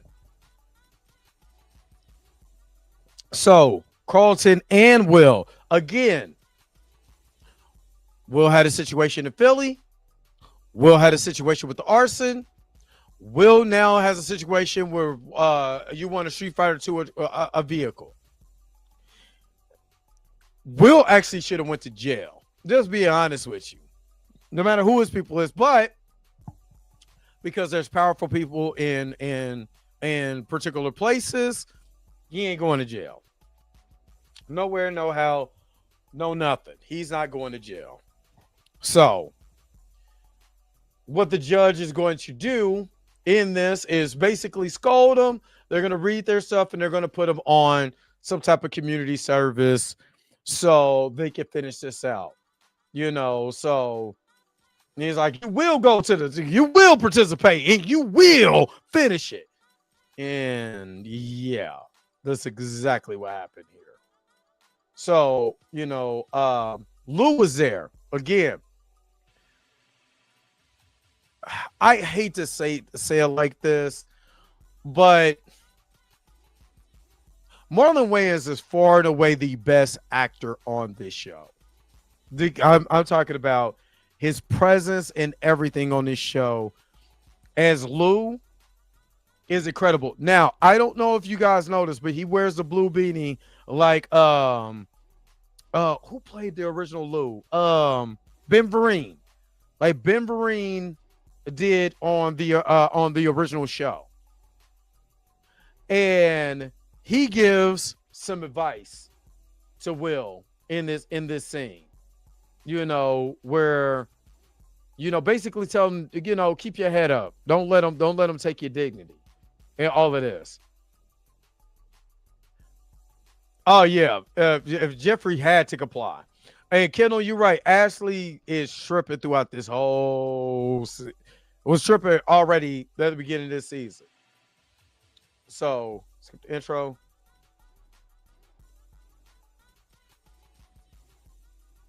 So, Will and Uncle Phil, kind of talks about, what, is going on and stuff like that.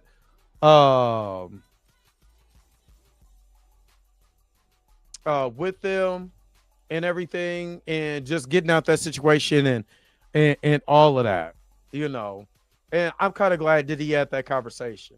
Now he Ashley's in Costa Rica because she just had to get away and everything, and she couldn't make it back to be able to cook for Thanksgiving. Couldn't make it back for Thanksgiving. So now the banks. So the banks have to basically cook for themselves, and everybody's pitching in to cook and everything. So, and Ashley is being a kind of a brat in here. So everybody pitches in. They're going to cook. Uncle Phil's on turkey duty. Everybody's on particular duty. Jeffrey comes back. It's like, hey man, we gonna have to still. Yeah, it's like, I'm sorry.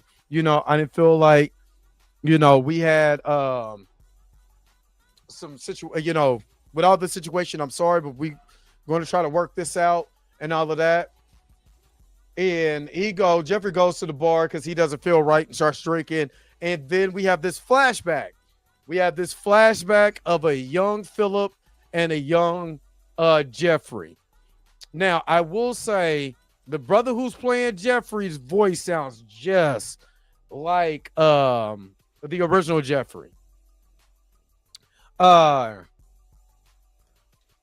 Yeah, and I think the reason why we're not getting enough Hillary is because I think at the time she was on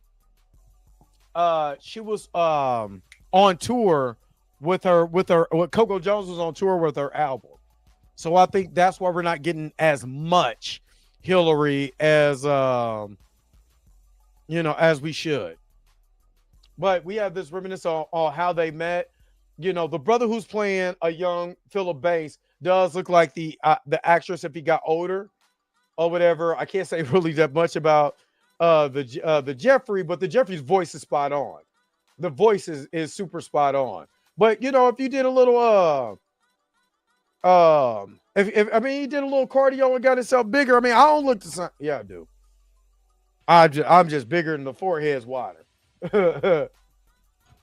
So, they drink and and Philip invites him to his house. This is the first time they got to meet and everything. Or whatever. And again, they're over here singing, they're having a good time. They're going live on what they got going on. Thanksgiving is looking good. But Uncle Phil doesn't know how to cook the turkey. He got the turkey over there all naked and wet. Not the good naked and wet, but the turkey. He needs Bob's Burgers to come over there and hook him up with the turkey. You know what I mean? So Lou comes in. Was like, I guess I came in the right time because Phil over here flopping up the turkey. And Lou pisses. Just the sight of Lou pisses Uncle Phil off, and I love it. Now, contrary to the sitcom counterpart, they completely flushed out Lou in this series. I love the way that they fleshed out Lou. And again, Marlon is such a presence on screen. Just his little nuances and stuff like that makes it amazing. Just makes it amazing. And I love every minute he's on screen. I do. I love every minute. And he's not being the jokey Marlon Wayans. It's just I love it. I love it. I do. I absolutely love it. And he was like, I could cook this bird. Says you don't know how to do it. All we need is a flame and a grill, and I can hook it up. So Lou is showing, I think it's was he with Uncle Phil? Yeah, I think he lowers it down with Uncle Phil. And he was like, man, thank you for bringing me to your home and stuff like that. But, Uncle Phil just got a problem with Lou. And again, Lou was fleshed out a lot more in this series than he was in the original sitcom. So I don't really understand why every time now they got to keep, Uncle Phil has to keep jabbing at Lou like this. It just doesn't make any sense. It's not like he's being in and out of his life. It's like ever since he got into Will's life, he's been there. Give him that respect. And I think that's kind of like it's to force drama. It's to force a situation so you can have some type of spice to it, but you don't need that. What it should be is Uncle Phil actually being afraid that he's losing like another son. You know what I mean? Instead of picking on him, he should be more concerned about Will, and maybe he's losing his grip with Will. But I just don't like it's almost like it's too forced to me. I don't like the way that's characterized. It's another thing that I don't like, because I can understand if he was like the Ben Vereen version of Lou, do all of this stuff and be like, well, I'm out. You know what I'm saying? Like, it'd be like, hey, tough titty. You know what I'm saying? But I gotta hit the road. Maybe we'll come back next time. He didn't do that in this series. So, you know what I mean? It doesn't hit for me on that. But again, Uncle Phil is mad because he went into, okay, first of all, you're dealing with somebody who not just went to prison, but has already did time, right? Your son could have been up Dookie's Creek without a paddle. And you have someone like Lou, who's technically Carlton's uncle. You know what I mean? That's Will's daddy. That's still Carlton's, uncle in a way. May not be married, but that's still family. And to treat us, because he tried to give him advice, and he said, just because you write a check doesn't mean you're a better father than me. Like, and I'm not gonna lie, I felt every piece of that, because it's true. You done got too bougie for your own good. You forgot where you came from. You literally forgot how hard it is for people, and when you make mistakes based on your own ignorance. You forgot about that. And you just think because you got a little money in your pocket that writing the check makes you better than me. And when I tell you, masterclass of facial acting, Marlon has had that down packed, but he really hit it home right there. He really hit it home. You said they're boule. You said they're boule. That's funny. They do act a little bougie. But, Carlton was actually checking Ashley on her attitude and the way she was treating and stuff like that. And then Will and Lou was having this conversation. He's gave him a book. This is what I wanted, because he was talking about basketball and maybe because because you are still a talent. Maybe that's something that you might want to think about. Because of college and paying for college. This is what I wanted Will to do to the young man. Now, Kendall, I'm glad you in here because you pointed it out. I'm gonna tell you why this would have been impactful when he was talking to the white kid that would have been about Black Sass. They tried to already paint the fact that Will has Lou's music ability, Will has Lou's athletic ability, but they both playing basketball, all of that. Obviously, they're both idiots because they keep getting in trouble. On the flip side of that, it would have been even a duality how much he's more like his father than he really knows if he would have recommended that kid some books.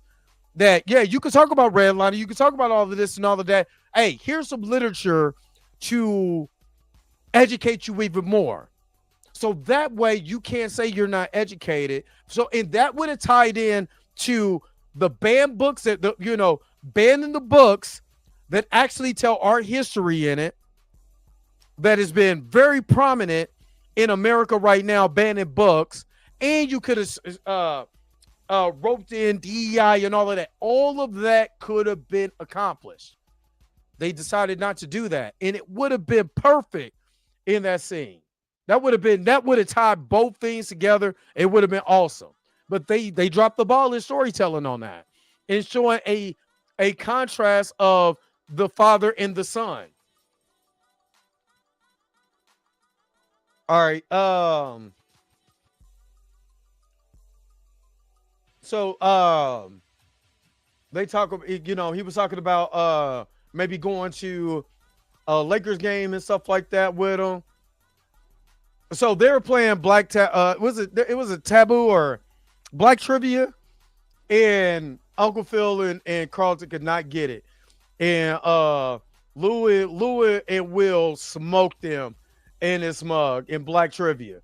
Now you get to the part where they're having Thanksgiving dinner, and Uncle Phil wants to be petty. Lou decides to be even more pettier. You know what I mean? With the prayer. I ain't gonna lie, I did think it was funny. That's because something is wrong with me. I think a lot of stuff is funny. But but he basically said a prayer. It was like, thank God I kicked Phil's ass at black trivia, whatever it was. It was fun. It was fun, and I enjoyed this. So they sit down to eat. G is still at the bar. He's still reminiscing. Or if this is an audience. This gives us the backstory on how these two met. This is a young Aunt Viv, and young Aunt Viv is fine. I love me a chocolate woman. Lord have mercy. No, I do. A chocolate thick woman. Oh, Lord have mercy. Lord, you have. I have seen what you've done for others. I'll play. I do. I love me a chocolate. Lord. Yeah, they killed me when they said red and loose said was like Kool-Aid. Yeah. I was dumb. I love that. If they do a loose spinoff, I will now watch Marlon in anything dramatic now. I love his dramatic takes. Even though he's very funny, and I've been a fan of Marlon Wayans since In Living Color, all the way to the Wayans Brothers show, since the Six Man, all of that. But I think his dramatic side is way more polished now than it is. People hate on him. I don't care. I believe he's way better as a dramatic actor because you can put the funny elements in there and still give a excellent performance. But this is where we get the where Hillary gets the name Honeybee from, while Phil calls her his honeybee. We get that. He also recommends particular type of lavender and stuff like that, so he could be able to give to Viv, and that will help her with her with some of the nausea and stuff like that. So they kind of go back and forth on like they were really going off, and he was basically telling them like, oh, just because of where you came from, you gotta know where you came from to know where you're getting at. And then Carlton asked him, because we could have went to prison, how would that would have looked? And he asked the question, but then, oh yeah, because we haven't got there yet. We go back to, G and Jeffrey and Aunt Viv. This is the first dinner that they had together, and he appreciates them having dinner together and stuff like that. And basically this is where they became brothers at. Then they have this conversation where to me, Phil was just being petty. But then he turned around and told everybody at the table that Lou was leaving. Now, this has some duality because they did this in the original sitcom. But what they did in the original sitcom, it was just Lou and Phil having that conversation. When Lou and Phil had that conversation, he was like, so you just going to leave out the boy's life? It was a way better conversation to me. And the way it was just them two in that particular setting, having this conversation, and then Will comes in. You know what I mean? And then Will and Lou have this conversation. The way they did it here, this is him being petty as hell. And I'm surprised Lou didn't punch him in the face. Because I'm gonna be honest with you, I probably would. That's why I said nobody in this family. There's one thing about this family: nobody in this family can hold water. So when Ashley spilled the beans about her mama, I wonder where she got it from. Her daddy, because he did that just to be petty, just to show that he was a better man, just to show I'm better than you. Now, oh my God, the expression on Marlon's face. What's up, the Lawrence Report? The expression on Marlon's face got me. Because he was like, ain't this about him? And because he turned around, he looked at Will. And you can see, you know what I'm saying? The pain in his... I love the way that he shows the pain in his face. And he was like, I was going to tell you, but you know what I mean? It hurt. Because that's not the way that he wanted to tell him on his own accord. But Phil did this to be petty. And all the things that's what pisses me off about that. Phil let his ego get to him because he's jealous of the relationship that Lou has with his own damn child. Yes, that's your nephew. Yes, there's been plenty of times that things have happened when they were younger. You grown now. Let that man have his son back. I know he wants to protect him, and honestly, Phil has a hero complex in this series. Phil has a hero complex because he wants to save everybody, and you just can't. That's not the way the world works. You're gonna drive yourself crazy trying to think you can save everybody, and you just can't.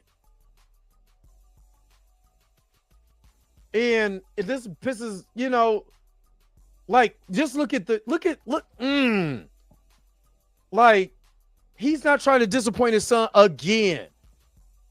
But it was like, you can't cut hair forever. I got an opportunity to do something where I can really make some legitimate money. It just so happened to be in Philly. You know what I mean? And I gotta go. It could be that Lou and Will's mom could get back together. It could be, and we could actually have that ending in the season finale, the last episode. It could be, and and it'll be better for Will. But I just don't. Man, Uncle Phil pissed me off when I was watching this because you're just mad about this. You're pissed off about the relationship he has with his own child. But Carlton gave the best advice because he was saying, you know, I love your dad's advice while they were eating, you know, his peach cobbler for the first time. And he was like, you know, you got something out of my dad. And he was like, you know, fathers, you know, it's a roller coaster. You know, Will was like, it's like a roller coaster. He was like, it's not about the heights and the lows you go through. I'm paraphrasing, but it's just about the ride. And that's one of the best advice, the best advice Carlton has gave. So, and that's why I said the best character growth, that's a main character, is Carlton. Because he knows the things that he went through with his dad for season 1, 2, and 3. And to see, you know, Will, like, don't get mad about how it goes and the ebbs and flows. Just be happier on the ride, man. Just be happier on the ride. And it may Will think about it. You know what I'm saying? And yes, Jeffrey did because of his ego. Like, he's very, and again, that's the difference that they create. I don't like, it's different. I'm not saying I don't like it. It's different because the original Uncle Phil's character was never this ego driven. You could say in season 1, maybe season 2, but again, it's progression to where we got to where, you know, Will and Carlton was in college, which is totally different. Once baby Nikki came around, you know what I mean? But he was never this ego driven. And I think it maybe it works for the show because it makes me more intrigued to make me mad, to piss me off, and probably that's what you're doing. You're making it so it pisses me off and make me like the old Uncle Phil even more. I guess that's what they're doing. I just don't like the direction of making him so ego-driven in every single season because, again, I'm looking at character growth from every character on the show, not just a few here and there. And I don't know. But I would like that. I would like that. Not even gonna lie to you, Tony. I would like that. You know, in Viv kind of had to check him about not taking accountability for different things too, because he was talking about how, you know, Vi had to sleep on the couch. Come in there crying because of him when they were younger. You know, so take a little bit more of accountability in certain things. And he was like that. I forgot their last name. We was talking about their fire, but at least he was,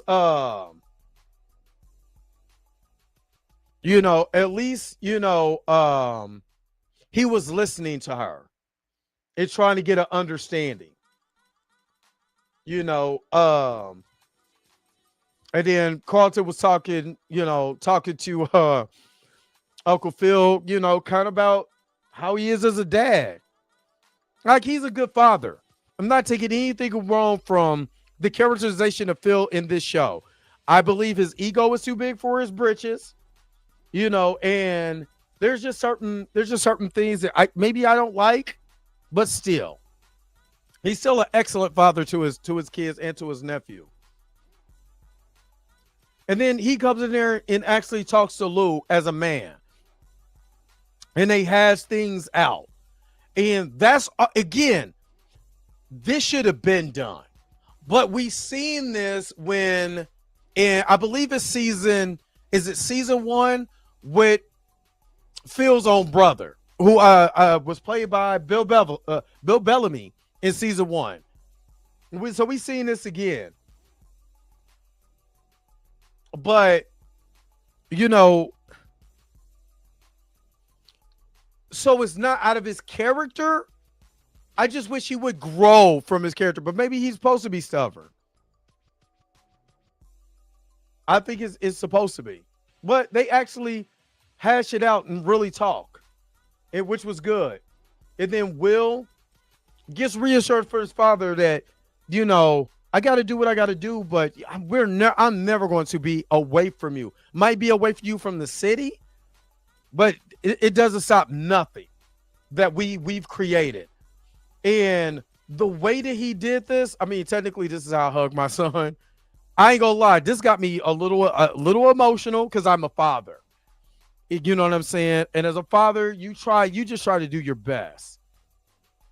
You know what I mean? You just try to do your best. And I actually hug my child like this. I do. This got me because I know how that feeling is. You know what I'm saying? That's just how I hug my sons. You know what I mean? I squeeze my daughters, but I hug my son. Like, you know what I'm saying? Well, I can't do that to my oldest son because he's too damn tall. But you know what I'm saying? It's just, I get it.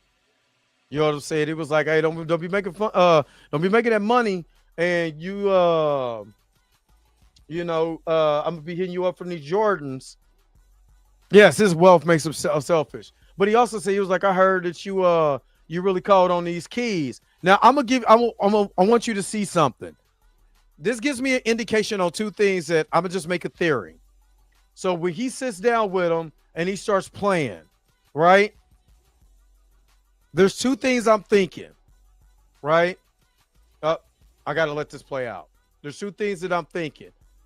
So he's listening to him play. Oh, okay. But he was actually looking at him too. I don't think it's in this scene.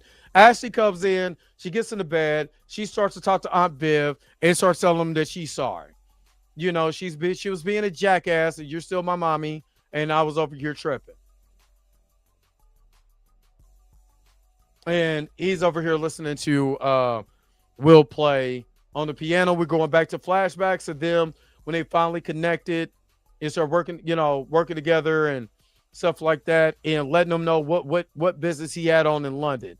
And they had a plate left for him, said, brother, no matter what, you're still always gonna be my guy. So don't worry nothing about it. I still got you. And then Aunt Viv and Uncle Phil had a conversation basically about the laundry and what he has to do. And that's the end of the episode. But it was a part of that episode that I missed because I wanted you guys to see when he was playing the piano.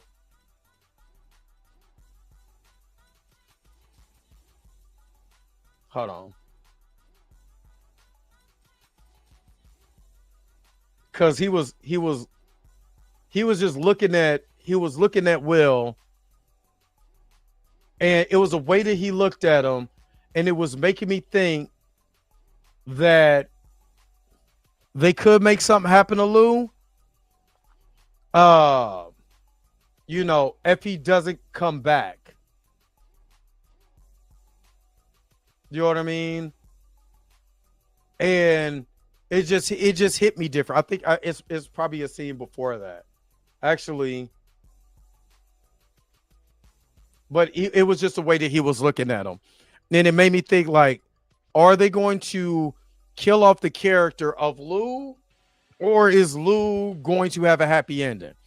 Which would be devastating for Will. If they killed off the character, that'd be just too much. But that's how dramatizations work. It's always something. But I would love for him to go back to Vi, as a grown man, and get, if she could get back with her kid's father, man, I think that'd be awesome. But nonetheless, I still enjoy this show. There's a couple things that I did not like that I explained in this recap. There's some things that I did like, but what do you guys think about Bel Air? Do you like the show? Do you think that there's enough of these shows around Is there a show you would like me to take a look at? Put in the comment section below and let me know what you guys think, man. It was always fun doing these recaps with you guys. And next week we will be back on our regularly scheduled program, 7:30 in the morning, Central Time, 8:30 Eastern. But you already know what time it is. Yo, the sign is real simple, B. It says wrap it up. Wrap that up, B. All right, gotta wrap this thing up. I gotta get up out of here. But again, thank you guys for tuning in to another episode of the Dre Max Show. Bel Air, Friday, season 4, episode 1, 2, 3 recap. Put it in the comment section below and let me know what you think. But again, don't forget to like, share, and subscribe. Don't forget to hit that bell notification so you can ever miss one of my videos again. Until next time, I'll holler at you guys later. Peace and vibe power, man. Enjoy the rest of your weekend. Enjoy your Thanksgiving weekend. Where's my outro at? Look, I've been here long enough, but you already know I gotta go. Wait a minute. You're telling me the video's over? What? Okay, I guess so. If you have came to this portion of the video, thank you so very much for sticking to the end. Don't forget to like, share, and subscribe. Don't forget to hit that little bell notification so you never miss one of my videos. And if you really want to, you don't got to, go ahead and follow the social media links that's down below. Until next time, I'll let you guys later. Peace and vibe higher, y'all. Y'all take care of yourself.